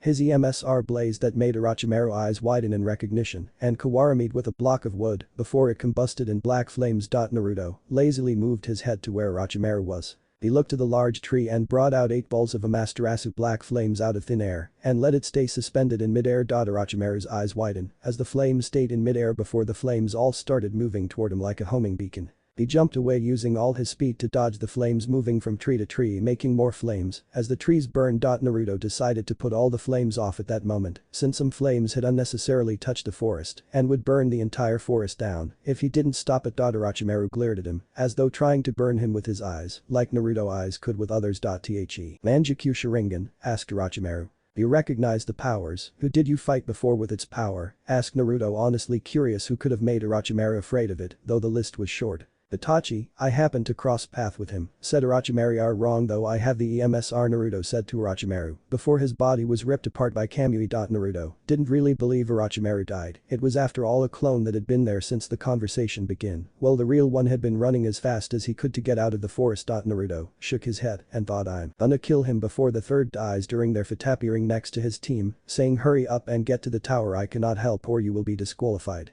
He then here shined away to inform the third what had happened. Sasuke regained movements after 10 minutes or so. It had first been Nagato who had regained his movement when the paralysis had worn off followed by Ino then him. He was angry at himself for being taken down so easy, disregarding the fact that it had been a Sannin who did it. He looked around to see his teammates were in the same mood as he was but pushed it away. He was really glad that Orochimaru had been scared when their father had shown up. He relived the memory with his Sharingan while paralyzed. He was awed at the power his father had used. The way that man had manipulated the flames then ripping Orochimaru's body apart with some kind of space jutsu. Looking at where Orochimaru's body part had fallen he saw mud because it ended up being a clone. Orochimaru escaped, he said, letting his teammates know. Yeah, at least we got to see a good battle from our dad, even though he's not dead, said Nagato already cheering up and looking at the mud. Next time it's going to take more to take us down, yelled Ino raising her confidence back up. We are going to surpass our father, Sasuke and Nagato said, setting their new goal. He didn't want to feel so vulnerable again. Nagato, Ino and Sasuke made it to the tower in less than 2 hours after the fight, rushing toward the tower no longer interested in the exam and only wanting to get some wanted to brag that they fought the legendary Sannin and survived to tell the tale. They reached the tower and opened both scrolls simultaneously following the riddle's instruction. Nagato and Sasuke dropped it as it started leaking smoke before their sensei appeared. Naruto said enter the tower get some rest. There are beds, hot showers and plenty of food, you will need it for the upcoming matches. The Genins replied we need to tell the Hokage that Orochimaru was here. Naruto replied, I already reported it said calmly. Sasuke waited patiently with Ino and Nagato standing beside him in a large battle room that would hold a contest. They were currently waiting for the preliminary exam to begin. They had waited for the past 4 days and it finally seemed the last team would arrive. So far Team 7 had arrived along with Team 10 with the Hyuga and Mega Eyebrows kid with Tenten, who he had been surprised was part of that team. The Sand Village's Genin had also arrived only an hour later than they did. The Sound Genin and Kabuto the silver-haired Genin had also arrived. The only team that was missing was Team 9. He hoped some other team reached there instead of Team 9, but it was quickly crushed the moment he hoped. Team 9 had entered bruised and hurt, at least Sakura was, the other two looked worn down, but otherwise unhurt. Sasuke quickly made himself conspicuous behind his own team, who were watching the final team arrive. But that was quickly demolished when the pink harpy yelled his name. She looks as though she had taken all the hits for us during that fight with the snake, said Nagato joking about their loss the other day. Yo, you think she went looking for Sasuke in hope of meeting him in a perfectly creepy forest where anythings are allowed, said Ino laughing. I wouldn't put it past her, replied Nagato with an amused smile. What do you think Sasuke, asked Ino with her eyes twinkling mischievously. Just hide me. Was Sasuke highly intelligent? Answer. The Hokage arrived with the many other Jounin senseis, including Naruto waiting and watching at the sidelines. Noticing Sakura was running at him. Sasuke moved running to keep away from Sakura, while the proctor explained the rules for the Chunin exam, along with the Hokage, explaining the reason for the Chunin exam. He had finally relaxed when the proctor announced the preliminary much to the shocks of others, and asking if anyone wanted to quit. One person did, Kabuto. He didn't care, but the proctor had started another long speech about clients coming from all over the land to see the best and that there were too many Genins who passed, so they needed to weed out more of the weak Genins. After running around for several agonizing moments, the proctor announced the beginning of the preliminary, much to his relief. Running up the stairs, where his teammates were thankfully on the opposite side of the building where Sakura was. She almost caught you when you relaxed at the proclamation of a preliminary, said Ino looking at the arena to see Dozu, one of the Sound Nin, prepare to fight Tamari, the Sand Kanachi, who were the first to be chosen for the preliminary match. I sometime hear her voice in my nightmares, said Sasuke in a weirded out tone though looked very serious. You're not the only one, I'm sure her teammates do too, said Nagato laughing while looking at the depressed looking Shikamaru and Choji. I didn't really want to say this earlier, But I heard Shikamaru had filed a complaint asking the Hokage to remove her from the team and was adamant about it too. Said Ino. That's saying a lot if Inara actually bothered to write a complaint. Said Nagato, making the team laugh. Nara's sometime considered breathing bothersome. Why didn't they? Asked Sasuke, questioning why they didn't remove the pink abomination already. Well, my dad said Sakura's mother had a civilian seat in the council and had yelled at the top of her lung, demanding her daughter stay on her team at the council. But the Hokage made her mother shut up. But had decided if Sakura doesn't start taking being a shinobi seriously, he would remove her from the team regardless if she was the daughter of a member of the civilian council, said Ino. Wow, that goes to show that sometimes being insane is in your heredity, said Nagato with a disturbed expression and his eyes flickering to Sakura across the other side. I know. But I also heard that my dad, Chaoji's and Shikamaru's dads would push for Chaoji and Shikamaru to become Chunin, whether they did well enough or not for the Chunin exam here, said Ino. Wouldn't that be dangerous if they weren't ready for those missions? Asked Sasuke, interested why they would do that. Of course. But the three agreed going on a mission that you're unprepared for is better than going on one with Sakura, replied Ino. At least some people see logic, muttered Sasuke. She does scream a lot, and anyone could smell that perfume a mile away, along with seeing her pink hair in the dark, said Nagato, with his hand holding his nose. Don't forget the shrieks for something trivial, and her daily throat exercises, said Ino. She should be a sound nin, Sasuke muttered, smirking again. They wouldn't take her, replied Nagato, bursting in laughter. Maybe she could be recruited for Konoha's tea, torture and interrogation, suggested Ino. Nagato vs. Hiba announced the proctor. We missed an entire match bagging on Sakura, said Nagato while jumping of the stairs and going for his match. Look, the Sand Kanachi won, said Ino, looking back at the said girl. How long do you think he'll take? Asked Sasuke, not caring about who had won that first match. Two, maybe 5 seconds, said Ino, looking at the arena. Sasuke nodded and watched the fight begin with the proctor signaling the fight to begin. Sure enough, Nagato threw his special kunai near Kiba and immediately used the flying thunder god technique, flashing behind him and the dog knocking them out. Winner Uzumaki, Nagato announced. The proctor. Nagato appeared next to his team smiling. Beat that, challenged Nagato. I will, replied Sasuke, looking back at the arena to see medics pick the Inyazuka and his dog up. Gara of the Sand versus Aku of the Sound. Where were we? Asked Ino, ignoring the next fight. Torture and interrogation, answered Nagato. Yes, the ultimate torture device to drive people insane, said Sasuke, almost bursting out laughing. Can you imagine more Harunos around? Asked Ino. I killed all the pink flowers in the compound just to feel safe at our compound, answered Sasuke. I think maybe her family were one of Orochimaru's famous failed experiments, suggested Nagato. I would believe it, answered Sasuke, quickly thinking she very well could be. Maybe. But why would he make their hair pink if they were? Asked Ino. Probably they were meant to be a pink flower, suggested Nagato. Annoying ones, added Sasuke. Why would Orochimaru be experimenting with flowers? Asked Ino, going back against the idea. Maybe he was trying to make it look beautiful while poisonous, and he messed up and made it human with a big forehead and dangerously temperamental, answered Nagato. We should ask him if we ever meet him, suggested Ino. I don't think I want to look forward to that meeting, said Nagato. He could be a new annoying race of ninjas raised to make other ninjas' life harder than the everyday life and death missions, added Ino again. Sasuke Uchiha vs Yoroi Kusen, announced the proctor. Sasuke jumped down and entered the designated fighting ring. Looking toward his opponent, he took in his appearance. The genin was one of Kabuto's teammate. He had seen them from a distance and assumed this guy also failed a lot. Begin, the proctor said. Sasuke dashed toward the genin at a speed above that of a genin and kicked the genin at the side of his head. The kick seemed to have already knocked the opponent unconscious, with the eye seeming to widen even though it was a black hole-like. Sasuke followed up by kneeing the opponent and punching him a split second afterward, sending the body tumbling. 5 seconds, Nagato thought, counting the time he had taken to win. Winner Sasuke Uchiha, announced the proctor. Shikamaru vs Kinother Jounin and genins watch him all awed at how quick he had ended it. Sasuke walked back up to his team. He noticed Naruto had joined them. 5 seconds beat yours by 1, Sasuke said to Nagato. Well, I liked how the guy's eyes popped out when he didn't have any, said Nagato, ignoring Sasuke, gloating much to his annoyance. I wonder who I will fight, asked Ino, looking at all the possible opponent. Maybe it will be Sakura, replied Nagato. Sakura's too weak to last against me, it would be like taking candy from a baby, said Ino with a small frown at the idea of taking candy from a baby. Maybe she'll surprise you, said Naruto, finally talking. Naruto-sensei, you know better than us that she's pathetic in every aspect of being a ninja, replied Ino, a bit offended. He would even suggest the pink banshee would even match her.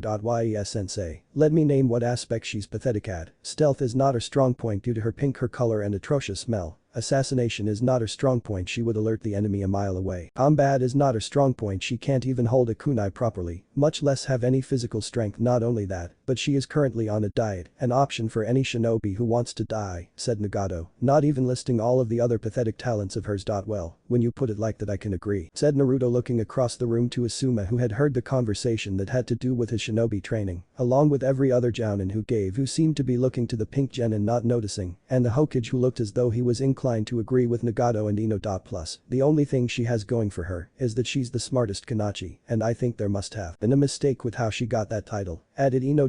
She should have been the dead last, suggested Sasuke. Replied Naruto looking at his son who become verbally vicious and went back to watching the fight. Winner is Shikamaru Nari no Yamanaka and Sakura Haruno. I'll beat you Ino pig, shouted Sakura from across the giant room. Ino smiled at her luck. Dumping down instead of walking down like Sakura was she entered the battle-designated room. Yo, you ready Haruno? I'm going to prove you're not cut out to be a shinobi, Ino said, looking at the pathetic gen and finally reach her. Begin, announced the proctor. Ready Ino pig, asked Sakura and found a fist hitting stomach. Ino continued it up with 3 more punches and planned to deliver her 100 combo ending with a chakra-enhanced punch.